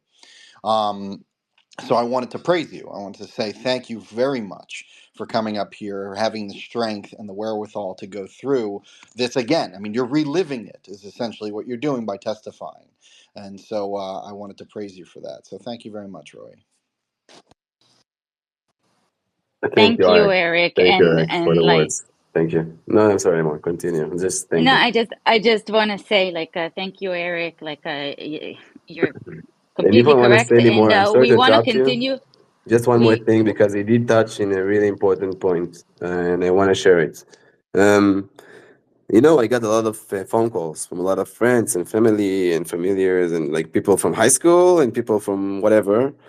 And one of the phone calls I got was from my grandmother, and she's a Holocaust survivor. And I she asked me like what happened to me over there. She wants to hear it from my voice, not from like a third whatever. So I told her, but I tried not to get into the details too much, because it is triggering in a lot of ways to a Holocaust survivor that went through everything in Poland. Um, but she did see the thread. Unfortunately, I'm saying that because it became kind of viral, and also in WhatsApp groups, because also there was like unroll, so people who was not on Twitter could see that, and she got it from WhatsApp and she did read it, and then she made the phone call to me, and she said she's shocked, and for her it's all over again. It's just coming back to 1930s all over again for her. It's like she said, now you know how we felt, like my family felt in the decade that before the Holocaust. This is exactly how it started. So now you experience just one night of what we experienced back then. I'm sorry, just continue. Wow, No, that's an wow. important, yeah. Wow, it's like really goosebumps. But because you don't have a lot of time, I do want to see Shlomo or Ellie. I want to go to Please go to Ellie first. questions, Wait, and wait, then wait. and then Eric. Let's have a conversation. I appreciate you staying. Yeah, just Everybody. wait a second. I want to go to Ellie first, because Ellie actually lives in Holland, and he was there trying to help people in that situation. So I want to hear from him, and then we'll go to Shlomo and other people. Shalom, Erev Tov. Roy, very nice to see you back home. Happy you are home, complete with your family, brother and father. Um, I'm angry at you that you didn't call me. I was in the city. People called me from Israel at 2 o'clock in the night, asking me and Gal. We were sitting in the morning analyzing the whole night story later on. I'm happy you're back. You're a dear friend. And I have a lot of information that I need to share with Gal later on via DM about some of the organizers of the pogrom. Somebody who you know from spaces. Ellie, I don't think it's true. Actually, I think he's just bullshitting. But we can talk about it later. I think he's just trying to. For him, it's like pride that to say that he took part in this attack. But I think he's just a miserable, miserable person that needs the Let's just attention. not go to those places right now, if you No, may. God, Like, it's a different discussion. It's a different discussion for different time. I need your DM to be open for that, but later on, please. And that's it. I can tell you it was a scary night for me as an Israeli Dutch person who lives here. I searched in the Rai, in the area between Amstelveen and Amsterdam for a Nova Hotel. And there is two of them, one in the centrum and one outside of the centrum on the ring itself. So when I came to Nova Hotel, they were waiting for people outside of the hotel, like rioting people, I have to angry ask people. 1 second. Is the Nova Hotel called Nova Hotel from before I was October just about to 7th ask or that. after October 7th? That No, name? much Much before, before? Wow. much. Ay, At ay, least ay, איזה היסטוריה שעובר עלינו. כן.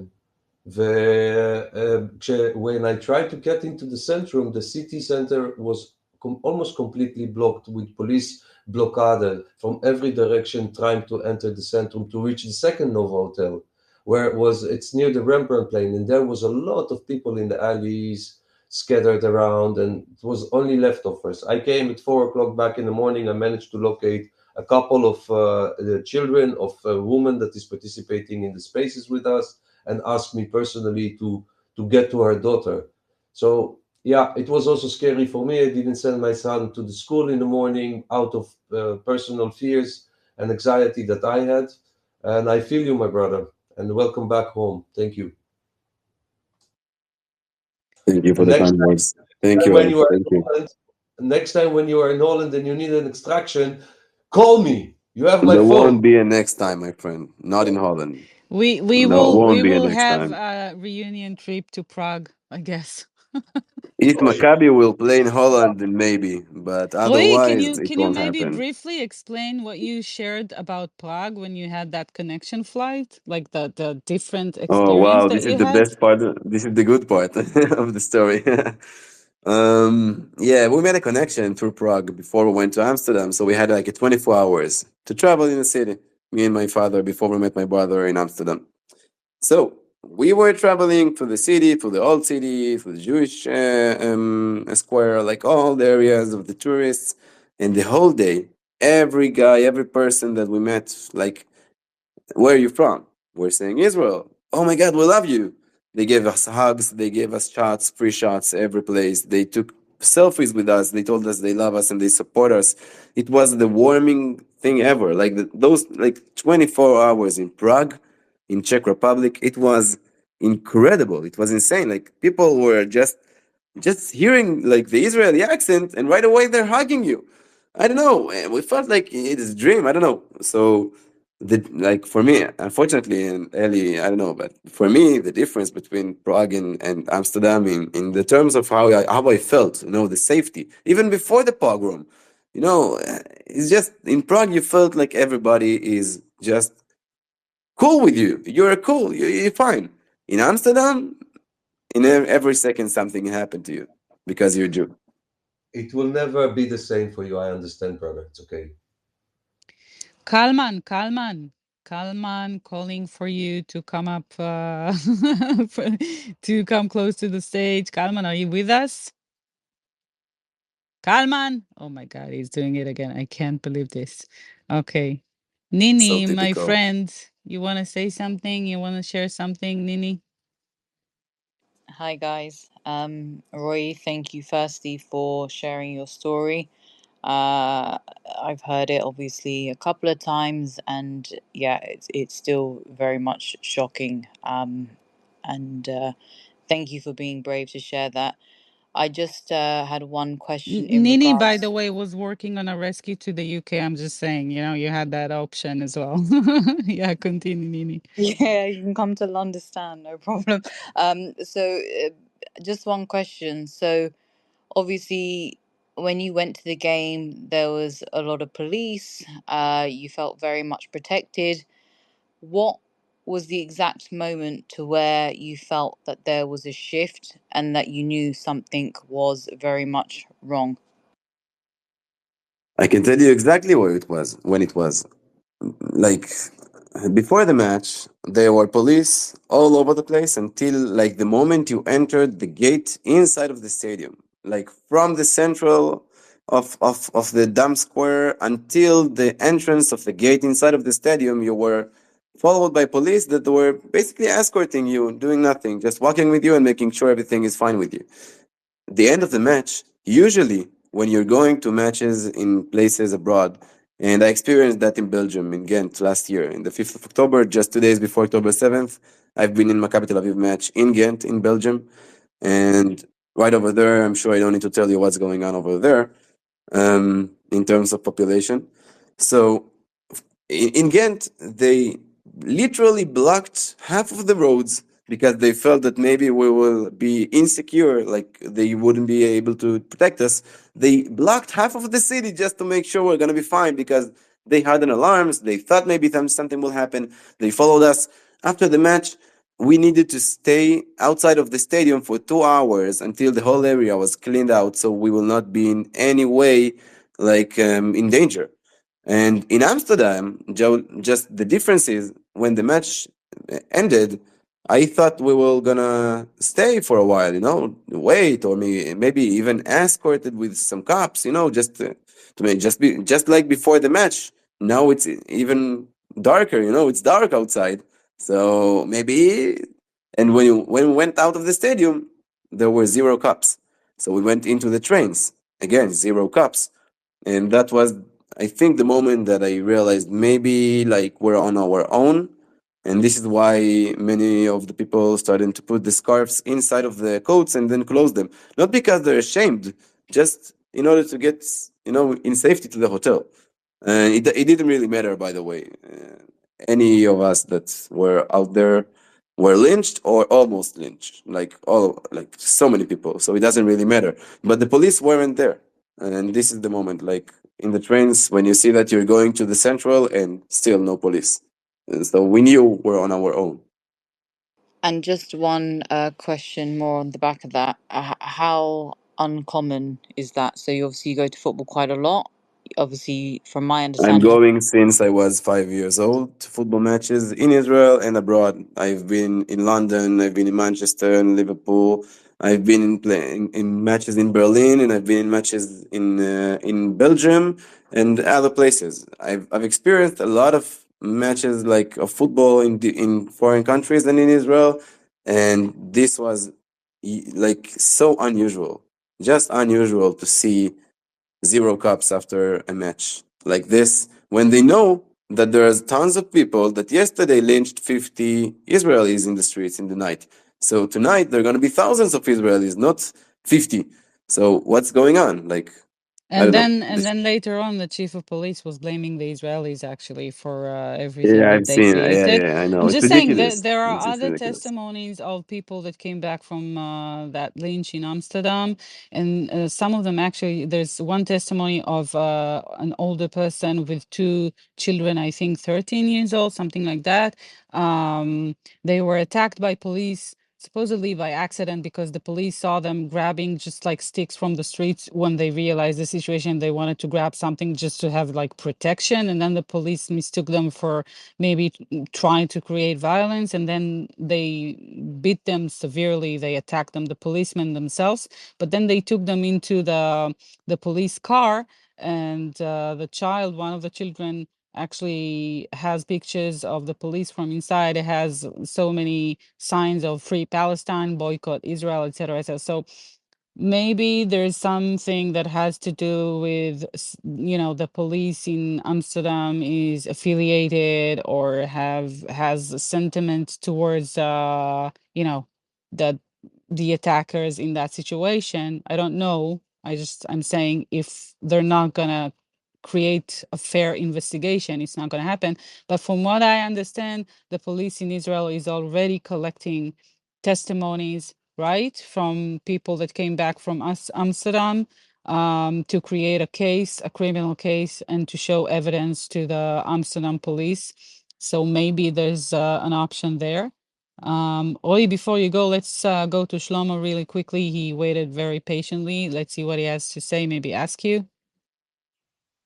No, well, it's not. You know what you said, Roy, is incredible and sad and shocking, and to happen in Amsterdam of all places. Definitely, it's a place that's very easy to get to from London. And I think it's what went on there is going to put off a lot of people. A lot of people have learned about the dark side of Amsterdam, but it's truly unbelievable what went on, and especially the police. So there was a couple of questions.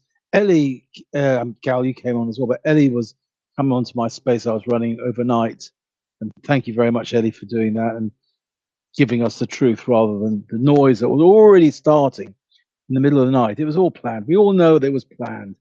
One thing, Ellie, you did say that there were stickers and all the posters advertising the match. The stickers basically some sort of Free Palestine sticker. Ultra, I don't know if you saw them, Roy. ultra pro-Palestine, ultra pro-Palestine. Oh, you saw Yes, I've something like seen Right. it. that? Yeah. Yeah. So we would really, I think someone needs to get some photographs of those and put on Twitter and obviously get them to the police because Actually, it I was think clearly it's on Twitter planned. already. By the Okay. way, there is I haven't like seen. an article in Hebrew in the one sports channel that I think the Razamir, the interviewer, was interviewing them and did like a whole article about it. I'm pretty sure it's in our Twitter somewhere. I need to find it. Okay. Well, two more questions. Number one, Cal, your thread in Hebrew, I think it's on your timeline as well. It's been translated to English. So if anyone's interested, there's an English version of that thread. I've reposted it on my timeline. The other thing was, it sounds shocking about the police organization.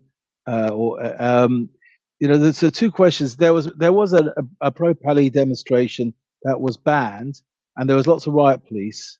This is before the match, and that's where all the arrests occurred. Apparently, there were none after. So I'm taking it. Did you know about this pro-Pali match where you told to avoid a certain area? Did you know anything about that? And did you see any arrests when you were in your situation for hours? And finally, did anyone ask for ambulance services to come or paramedics to come to treat people on site, which is obviously something that should be a straightforward thing for the emergency services to work together? Those are the Yeah. questions. So, first of all, I didn't know about any pro-Palestinian demonstration that is supposed to happen. I did know that usually in the Dam Square there's a couple of people with flags, and the moment I got there, I didn't see any flags. So I just assumed that they, just decided to walk away because, it's gonna be thousands of people surrounding us. So I don't know. I didn't ever ask, to be honest. I don't know if there were any demonstrations or planned or whatever. No one told us. So at least that. Um, about the arrest, I didn't see any arrests, like zero, nothing. And I was there in the middle of the situation, from the central station until the Dam Square, which this is like basically the region where everything happened. I didn't see any arrests. I did see that online people said that there were like 60 or 62 arrests, and then many of them were discharged. Listen, there No, were later, hundreds. Roy, later they said, the police actually said that all the arrests were happening before the lynch. Like Yeah, they yeah, arrested people from before. Yeah, Gal, exactly. the arrests were all to do with the illegal march. It's nothing to do with what happened afterwards. That's a fact. It's the illegal march. That's when the arrests occurred. So, and did anyone ask to get paramedics Wait, or medical help? And what Yeah, do they? What do they? obviously. What do the police say? So many of the people who were surrounding me and they were bleeding from all different places, or just, feeling their leg broken or their jaw broken, like people were screaming for help. So the police told them, I said it earlier, but maybe you weren't here. I will say it again. The police told them, listen, you have two options. The first option is you can group up, like group of people, and go outside of the buffer zone that we kind of built here in the middle of the square. And if, you can try to get to a hospital. We highly recommend you to stay with us and not go to the first option because we will not be able to protect you and we don't want to see you hurt. So if you want to, you know, So they never gave you the third option. No one asked them to call no. for paramedics. The police They said tried to no. call. They said it's impossible. The roads are blocked. Like there's explosions and stun grenades and explosions all over the places and lynch in the streets. So they said there were no taxis, but because people also ask for the cops, maybe you can call a taxi. and then we can just drive off. And they said, no, it's not possible. The blocks are the roads are blocked. We can't. And we need to wait. We need to clear the area. It took them something like 2 hours in the Dam Square until we were able to I, start to I think about solution. I actually heard the testimony on that show one that you mentioned. There was another testimony that said that there were paramedics with the policemen inside the vans, the police vans, the cars. They saw paramedics, but those They didn't came paramedics, out. they didn't come out. They just stayed They inside the didn't come out. vans and they saw Yeah. injured people. They just stay there and maybe they were afraid. I don't know like what's the situation, but they were the few of Listen, them that were there were not treating people at all. I don't know what were the comments. I don't know. So I won't blame those people like specifically because I don't know what their commanders told them to do. But the bottom line is they didn't give treatment to anyone I've seen. Maybe it happened, maybe in other places, not in my area. The people were just standing in the street bleeding, holding napkins, and then switching the napkins to press the wound, to pressure, in order to not lose blood. And for just waiting, bleeding and waiting, bleeding and waiting until maybe someone will figure it out and find a way to rescue us from that horror situation. Yeah. Gal, if I One, one, may, one I, question. One just final just a second, Shlomo.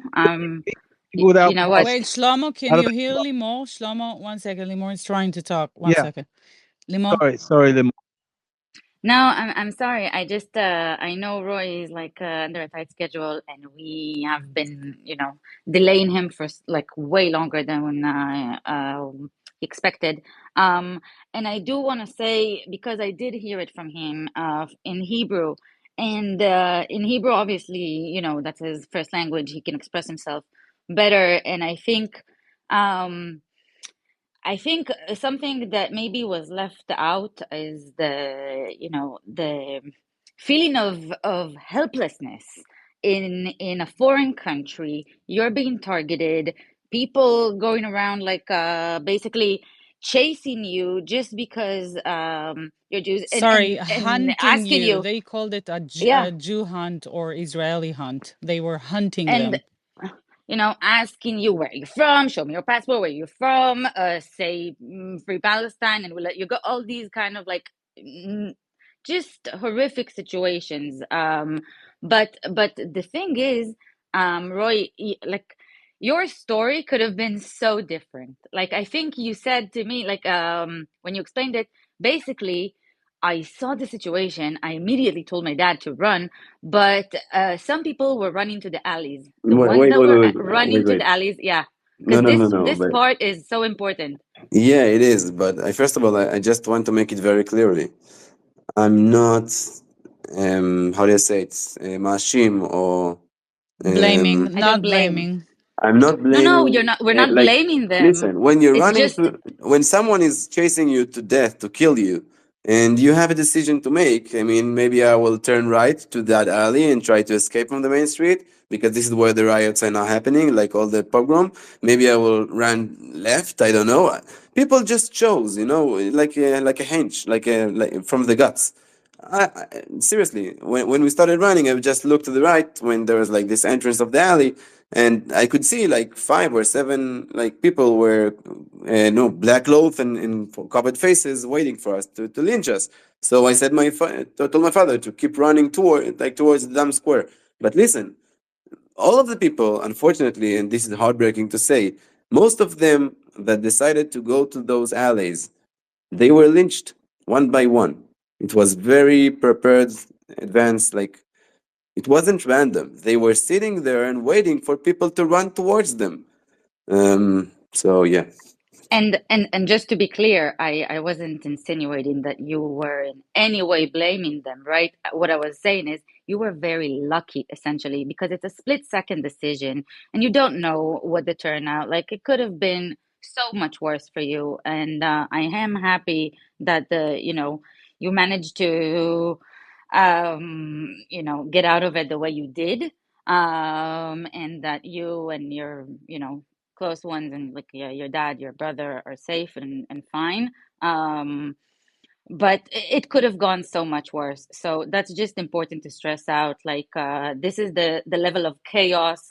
Um, lack of organization, even the personal initiative that you took when you understood, like, listen, we know situations like this, like you gotta call backup. You don't realize the situation, you don't realize the scope of it when you told it to that policeman, and he listened to you, actually, which was very good that he did that. But still, it's just people taking initiatives, and I think you are like a Okay, really okay. 1 second a before hero he for me. runs So yes. away, I agree with you completely. But before he runs away, and I'm sorry, I apologize to your girlfriend. Please, send my apologies. 1 second, I want to go to Estella that joined us, and only if you have a question to Roy, because we're keeping him hostage now. So yeah, Estella, Hi. hi. Strange choice of words. I I was in Amsterdam last week, and I wore all of my Hebrew necklaces. I was out and proud, whatever. Nobody looked at me cross-eyed, and I don't know if it's because I'm an American or I'm a woman, but what happened at the football thing was completely planned, and it just feels like Amsterdam intelligence should have been more on top of it. I do have a question though. Everyone keeps using the word lynching, and I don't know what that means. It obviously means something different in my country. So what does it mean? Well, Oh, I I mean, can for tell you us, what Lynch is happened. very clear. I Yeah, can please. just tell you, describe what, like when I'm saying lynch, what I've been seeing that night is a group of 5 to 10 people standing above someone on the ground and kicking his face over and over again until he loses the conscience. How do you say that in English? Consciousness. What? Yeah, Yeah, that's Yeah. when he's already on the ground, unconscious, still yeah, This getting is a beaten lynch. down. Many which is people beating completely someone up to death behavior. or something. Yeah. I'm so sorry that happened because I had such a great time in Amsterdam, and I was actually like waiting since October 7th to go to Europe and see if I ran into people like this, and ready with my big girl fighting whatever. I'm not a fighter, but I was ready, and then I saw nothing, and then the week that I leave, this happens, and I'm just so sorry. I'm really sorry that it happened, and we've got to change the world. And last Tuesday didn't make me very happy for what's coming, but I know a lot of people are not worried. So hopefully things will get better.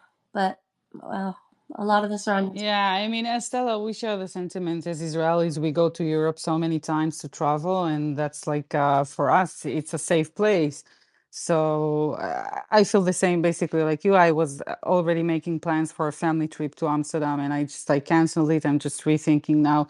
Not because I think all of Europe is impossible to travel, etc. It's just it's too triggering. It's too like we're trying to process the trauma of this situation, even if, and I don't think that it is, even if it was just a one-time situation that was planned or whatever, I don't know. But for me, I know, I agree with you, but Yeah, I'm saying even if, it's just for me, it's too much to even consider right now. 1 second, I want to go to Kalman to see if he's awake. Kalman, wake up. Shlomo has also been waiting. I I know, but I'm just interrupted he him, so because just yeah, let's. no, I know, but because Shlomo talked, I want to try Kalman because I know he's gonna be upset later. Kalman, no, he's not here. Okay, Shlomo.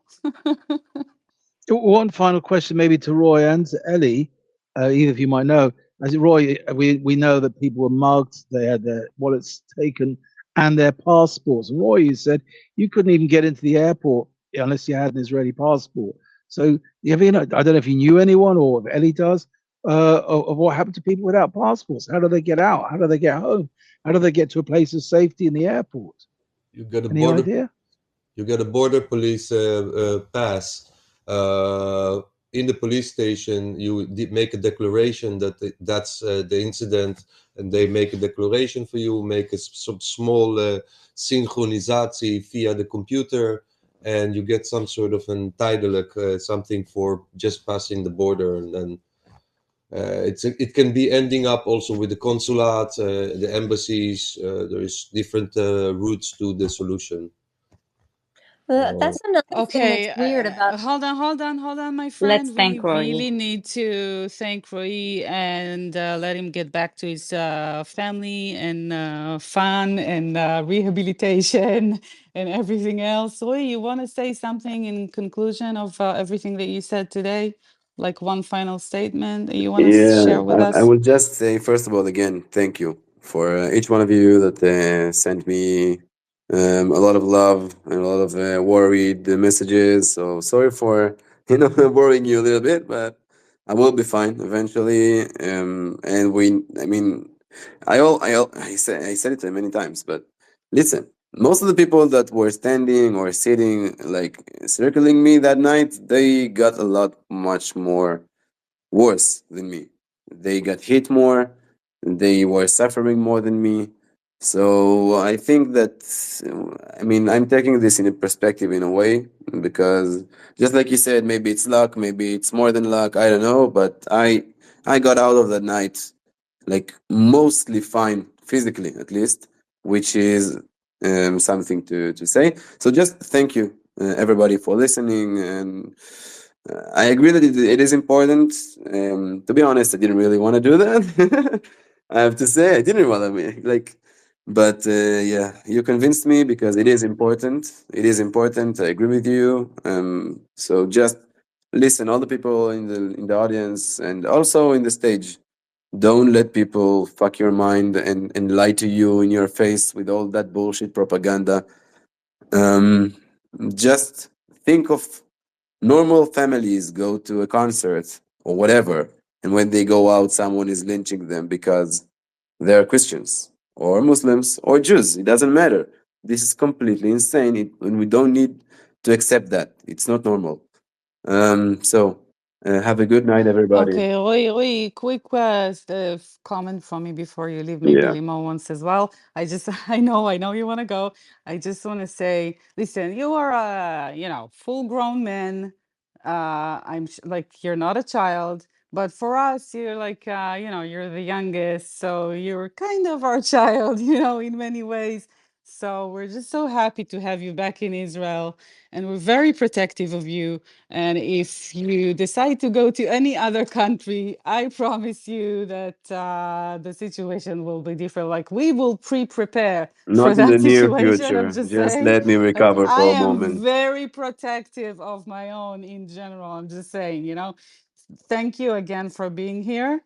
Seriously, I know it wasn't easy, but it is very important. And Limo, if you want to say something I briefly just before he goes, I just agree on the fact that, I know you didn't really want to do this, and we kind of like, especially Gal kind of made you, and I joined her, like we joined forces against you. Um, evil guy. but no, no, it's important. I agree with her, and I think you don't know, but I received so many messages on like people feeling goosebumps, and it takes them back and they are completely mesmerized, and it was important even if they didn't write it directly to you. I can pass you all the messages so you can see them. Honestly, this had a huge impact, so really, really thank you. And that's it. Just love, man. I love you all, and thank you for coming and listening. And have a great night and a safe night. And yeah, I'll see you. You Bye bye. too, Roy. Bye. Thank Bye, you. Oi. Bye. Good night. We are going to continue a little bit And the Yalla Maccabi. conversation. I had to throw that in. um, of course, of course. I did put the song, in the beginning. I'm not sure if you heard it, the cheering song for Maccabi. Yeah.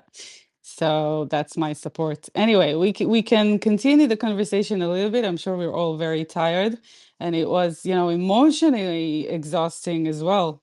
Just, to listen to that testimony of someone that we care about, that's even worse. You want to say something? Kalman, are you back in the house? What is happening? I see emojis there. Can you speak now? Yes, guys, I'm sorry. I'm sorry. I'm on a different time zone than some of you, and I was just called into a important conference call. I apologize.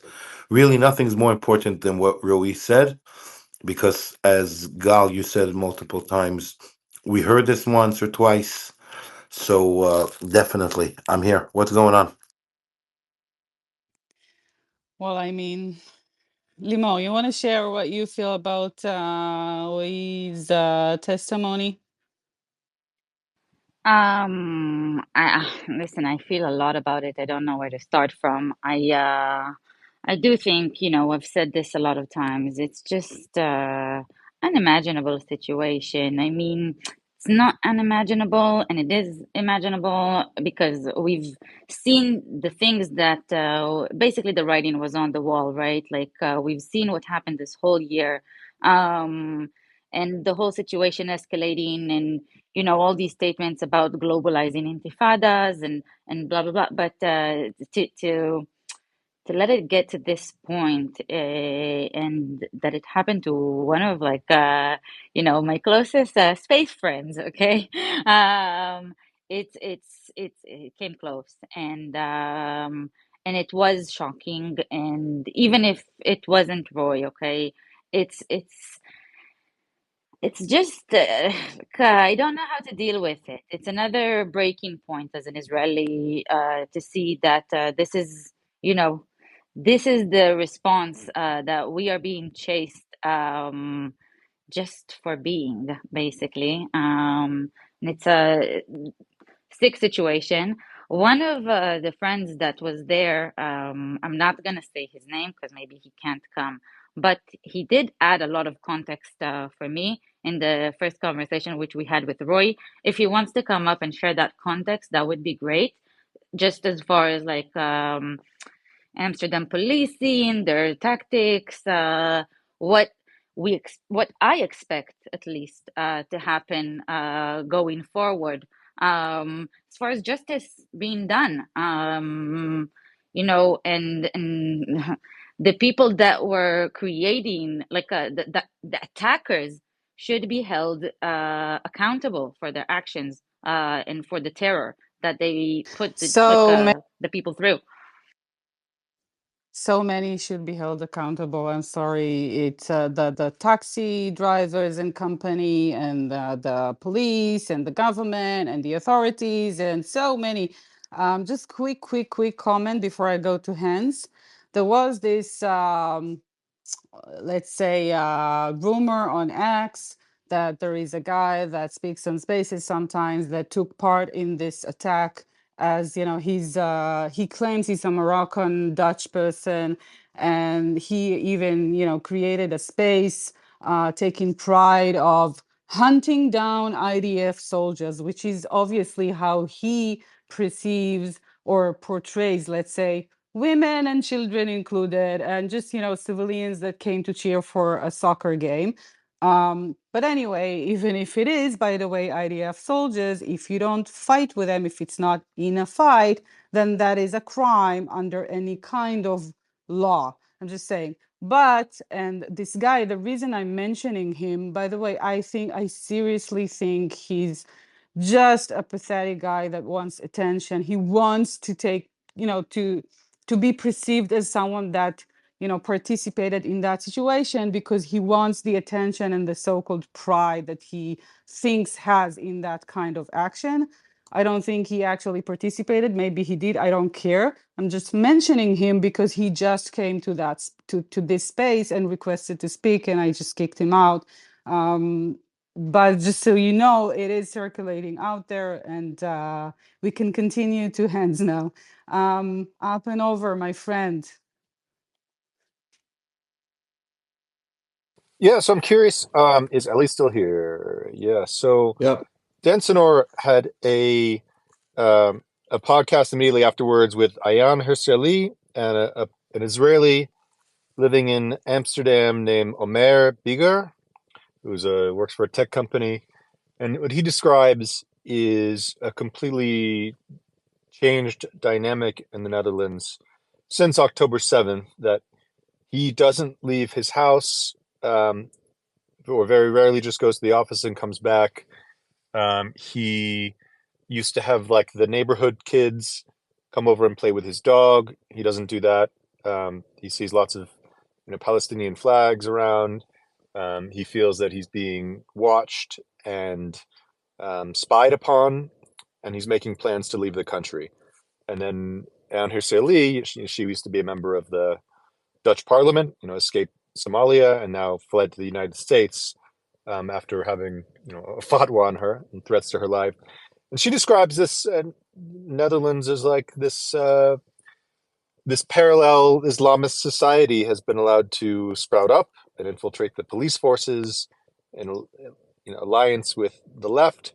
And they seem to think it's hopeless for Jews and Israelis there. It was quite a dark picture, and they both completely expected something like this to happen. So I'm curious what your take is on that. I don't know if you've heard the podcast or not. It's pretty dark. Yeah, I wanted to say something about Roy's experience with the policemen. I had the same experience with them when we found some sort of a dead body guy in a car sleeping. We thought he's a sleeping guy, but it was a dead guy. We ordered the police. They come two young policemen and they start crying on our shoulders because they can't bear to see violence and that sort of shit. At work, the first thing that happened when I came in the cantina in the morning, make myself a coffee with the 8 o'clock colleagues, I say to them, "Did you see the news?" And they say to me, "What's up, Eli? Are you?" And they start laughing like hyenas. What did you expect it from the police to do? And I was I shouted and I left that day from work and I came back to Spaces. The day after, they all apologized because they understood we have children here. Why are you laughing that the police see not to expect from the police to do their jobs? They have no faith in their police. So it's all in the hands of the balance of the good people and those who don't give a fuck about law and just having that anarchistical behavior. If it is coming by ideology, if it is coming because of materialism, the policemen have no muscle here. They are, and they have no army, and I don't see the bright future in Europe for Jews unless something drastic will happen. And it's sad, but because we are parents and we have children here and we have half lifetime invested inside of this place, each person individually came for his own reasons to have this mixed life and adopt it. But yeah, Yeah. probably it is the reality. It is a part of this generation to go through it. But we shall see. I have faith and I'm fighting daily. And about that person that I was wanting to expose, and Gal doesn't think that he have the Please don't place. mention Ellie. Don't mention the name. No, I absolutely think that's what he wants. the, Like he wants the attention. So don't give it to him. I Thank you. want one comment with your permission. It's about his coffee. I went into his monetized system and I see that only Iranians are buying him hundreds cups of coffee, and I have print screens of that. It cannot be. It's just it's space is bullshit. I don't want to get it into the conversation. Please, just let's move on. Let it go. 1 second. Aaron, are you with us? Yeah, kind of. Aaron? I'm listening. Okay. So, I missed no, like 30 minutes can of the you conversation. answer? Okay, just like quickly because you're located in the UK, and I want to ask you a difficult question. Do you think that this kind of situation can happen in the UK? Are you concerned with it? What is your basic feeling about it? Well, I do think all of Europe is needs to handle with this new thing. A lot of people coming from outside, we mentioned Algeria, Morocco, Pakistan, etc. These people are quite brainwashed from Al Jazeera and the news that they're getting, and yeah, Europe is becoming. I'm a bit worried.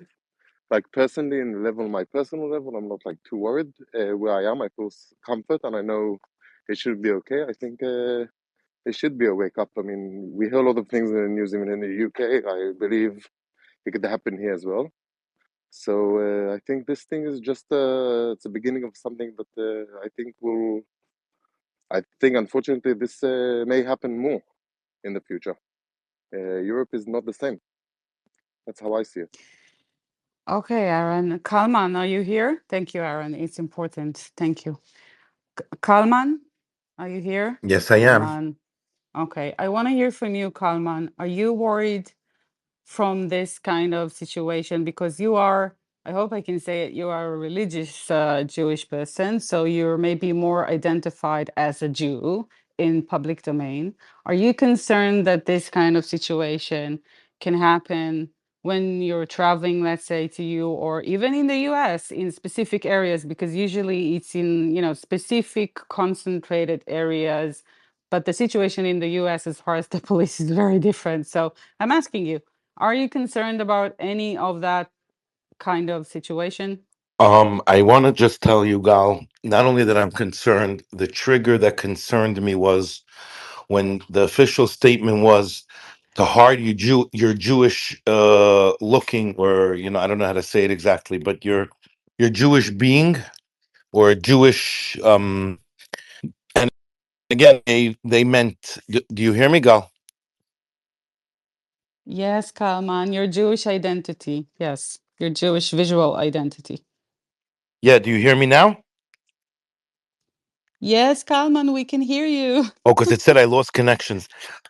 So No, no, the no, I the hear you. visual Jewish identities, when they told that to me, it really triggered me because I do live in the United States and travel quite a lot to multiple states, and I'm in Europe at least every quarter of the year. And as Gal said, I am religious and I do look very Jewish. Doesn't help me wearing a little cap. And honestly, in 2024 or getting to 2025, I'm not interested in hiding my Jewish identity. I'm not in Europe in 1932, 38. So it did trigger me, and I definitely, even I was telling Gal, going on set, walking set to Saturday in to synagogue, which I sometimes have like a 15-20 minute walk. I said, by the way, as an American, I do have a carrier's license. And I said, this could happen to me in any second. Any second. People could gang up on me and boom, boom, boom, I'm done. And I did even ask the rabbi to discuss this over his, lecture and his speech. And people should be encouraged in the United States, where it's legal, to be very, very aware, up and alert that nothing is safe. Unfortunately, it sounds When terrible. you say where it's legal, you mean to carry arms, right? Yes, Just to be clear. Gal, I Okay. didn't want to For turn protection, of course. Gal, I didn't want to turn this into a yes ammunition, non-ammunition space. So I just said it. The Americans, I think, understood me. So, and you should just know, everybody, I was picturing myself because I do walk down European streets. And as I said, I am very visual Jewish. And I don't want to be starting to look over my back. I don't appreciate it. And it doesn't make any sense. I mean, you know that's what probably saved Roy in many ways. He looked over his back, he looked backwards, unfortunately. So listen, Gal, as a Jew, we're survivors and we always have that instant looking over our backs. But yet, I don't want my children, and I don't want I think there's looking over your back, and then there's really looking over your back. Like, I think everyone was here listening to Rui, and you hear it on his voice. You really do. It was a frightening kind of a situation. This is not just something, oh, it's a horror movie. And unfortunately, if we don't take care of this as a society, this can be tomorrow here, tomorrow there, tomorrow anywhere. Like, it's really, really scary. And I think it's so important for us to understand the threat that a story like this, that if we as people, thanks to X, don't scream out and say, no, we will not accept this anymore in the world. I completely agree, Kalman. With that, I want to go to Malka that joined us. Hi, Malka. Hi, Gal. Hi, everybody. Good evening, good morning to everyone. Thank you so much for letting me speak. Um, this happened, and it's been happening since October 7. We are seeing more attacks on us. And what this teaches us, we have to learn from all of these. The attacks are are escalating. What happened in Amsterdam can happen anywhere. We need to depend on our own, and we have great organizations. We have great organizations and we need to depend on them because we see no one else is supporting us. At the end of the day, IDF had to come and rescue our people from Amsterdam. So we have great organizations like Hatzalah, Shemira, Magen Am. We need to have their phones handy and also telephone numbers for Israeli consulate. We need to support our organizations, Gal. And this is what I really truly think, that we have to empower our own community. We have to be prepared. We can get attacked anywhere. Our children can get attacked anywhere. I am in US, and since October 7th, do you know how many times I got attacked just for a mug and David wearing? So we have to be prepared.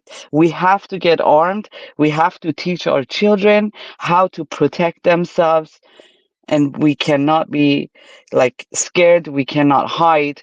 This is my home. This is my country. This is my town, and I refuse to get bullied. And I think we need to empower our own organizations. And these are all international organizations. And you know, the other thing that makes me so sad, Gal, is that we have Jewish federations everywhere. And when something like this happens, I don't know where they are. They need to be reachable. They need to be active. They need to be more protective of our community. This is what I wanted to share with everybody. You know, we need to have those phone numbers very close to us because we don't know I when they're I coming. I agree that there's a lot to learn from all of it and to improve going forward. Kalman, I think, I hope will back me out on this, back me up in saying that you never, ever, ever give in to bullies, and you absolutely have to, sorry, crush them. Bullies and bullying is not something that you hide from or shy away from. It just increases it.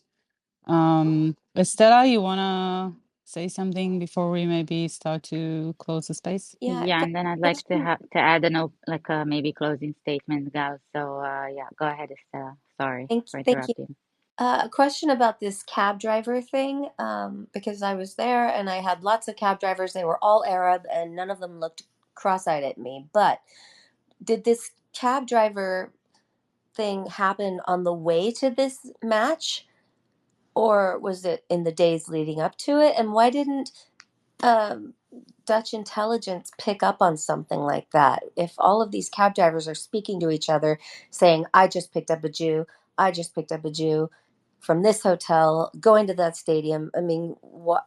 Or was this just a spur of the moment thing done on the internet, do you think? It wasn't a spur of the moment. It was discussed even before, to some extent. Like they weren't really elaborating what they're gonna do. Just we're going to hunt, Maccabi fans, blah blah blah. Um, I don't know what was the interaction with the cab drivers before. I heard a few testimonies about, cab taxi drivers spitting on Israelis and kicking them out of the cab even before the game. But after the game, they were a part of the lynching. They were a part of the attack. Absolutely, a very active one, which tells you, by the way, it's a very worrying concept in general because this is a public service. Okay, if a public service decides to go hunt its customers, it's just like it's an impossible situation in any society. It doesn't even matter if it's hunting Jews or Israelis or anyone else. It's not possible that a public service will be a part of terrorism, a terrorist attack like that, or a lynching or whatever, like any kind of violent attack. It's not Exactly. something that any society can accept. So I don't know where was the intelligence and like what was the extent of it before, but I do know that during that main attack, they were absolutely organized and communicating between themselves as a part of the attack. Yeah. So Yes, that's a Kalman. terrorist attack, and Oh, the intelligence, the government should get involved. Screw the police if they're not doing anything. It should be the government now taking over this investigation.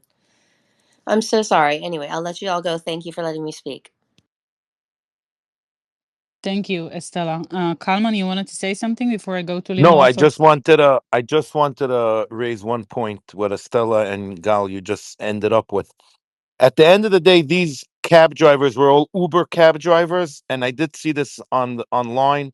Everyone posted a lot of screenshots of their complaints, which is very, very important because they have to.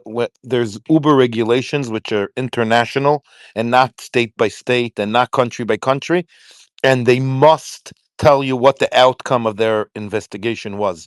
So if thank God to Uber and thank God to Lyft and thank God to, I think in Europe it's Boolt, I think Bolt, and it's so important. Any little thing, right away especially if it's a hate crime, right away to report it. It's crucial. this actually might be the beginning of the initiative of a new taxi service in Amsterdam. I'm just saying, I see the potential there, a safe one for all. Limo, you want to have some closing remarks?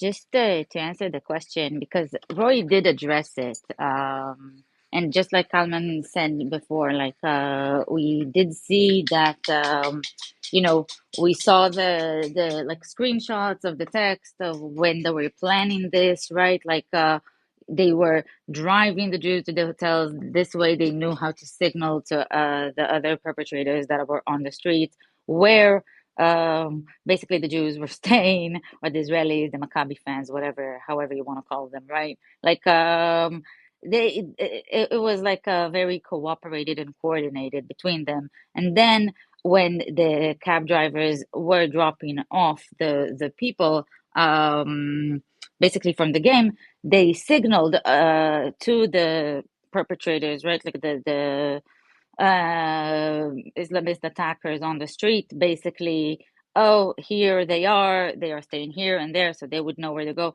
It was very coordinated. I just to answer that question, I do want to make like a wishful, I don't know, statement going forward about this situation, because for me, the like I loved Amsterdam. I was there 3 times. It's a great city. I had like a wonderful time there, right? But after this, I don't know. I don't know if I want to go there anymore. I like this doesn't feel safe anymore, and I don't want to. I don't know, support or even whatever, be a tourist in in like a city where which allows this. So for me, the real test is what are they gonna do with this? Are they really gonna arrest people? I mean, we know that I've heard it from a friend that Amsterdam is one of the most surveillance cities. Um, they have like CCTV cameras all throughout the city, in the like little alleys and in the main streets. They could go and check and do a real investigation of what happened that night. And I think they owe it to their public, because you know their public is like shocked. They owe it definitely to the Israelis and the Maccabi Tel Aviv fans, which they failed to protect. Um, and this will be the test for me, whether you know they do seek justice, and they do seek basically to find out the truth. And yeah, that's and if I will ever go there, because I know that I'll be safe there and protected. That's my main point to end this space. Obviously, for anybody who joined later, Roe was here. He's one of our friends. This is a recorded space. I think it's really important to listen to his testimony, what he went through that night. And Gal, like this is like very much because of you. I have to thank you because you were the one, immediately Bullying realizing him? how important No, it no, no, is and no. pushing it forward. No, it is important, and I really thank you for insisting on it and for making me a part of it. So yeah, I just want to thank you. Lastly, obviously Roy that was here before and everybody that spoke. Yeah, thanks. I'll give my 2 cents maybe why this was so important to me, other than all the obvious reasons and what I said before. Um, uh, I'm used to professionally protecting others, being a voice for others, representing others. So it's kind of my comfortable place. And especially if I care for someone, that's immediately what I tend to do.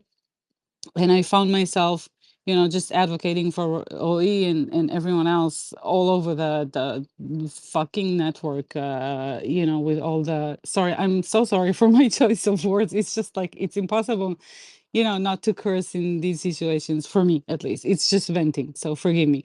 But seriously, I found myself just all over the place, going from post to post, from stupid person to another stupid person.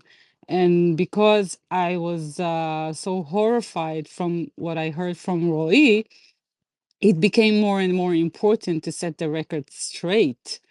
And just there's nothing, even if you're representing someone, you can never really um fully show the situation and explain it without that kind of testimony from the actual person that was in the situation. It's the main evidence in that situation. And so it was very important to me to bring Louis' voice from Louis' mouth. There's no other way to actually fight this, but as I said before, that's what they constantly do to us. They immediately start this tsunami of information attack with lies when we are down, when we are still trying to deal with the first attack. They're already on the second attack. And then they go and scream, "Where's the evidence? Show me the evidence," blah, blah, blah. And it's a very complicated situation, especially when you understand that the main victims in the situation are not able to deal with a second attack and to defend the situation and to set the record straight.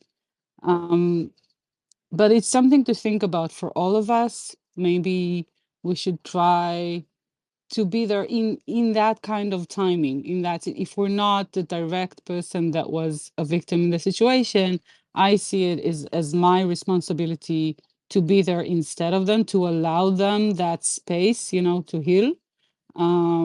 We're not going to be able to completely fight it because we're outnumbered, obviously, and it's insane.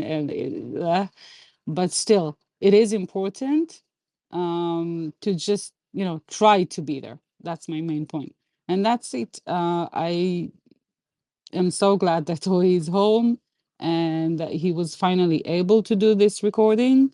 And thank you for all of you here that came to support him and to listen to him.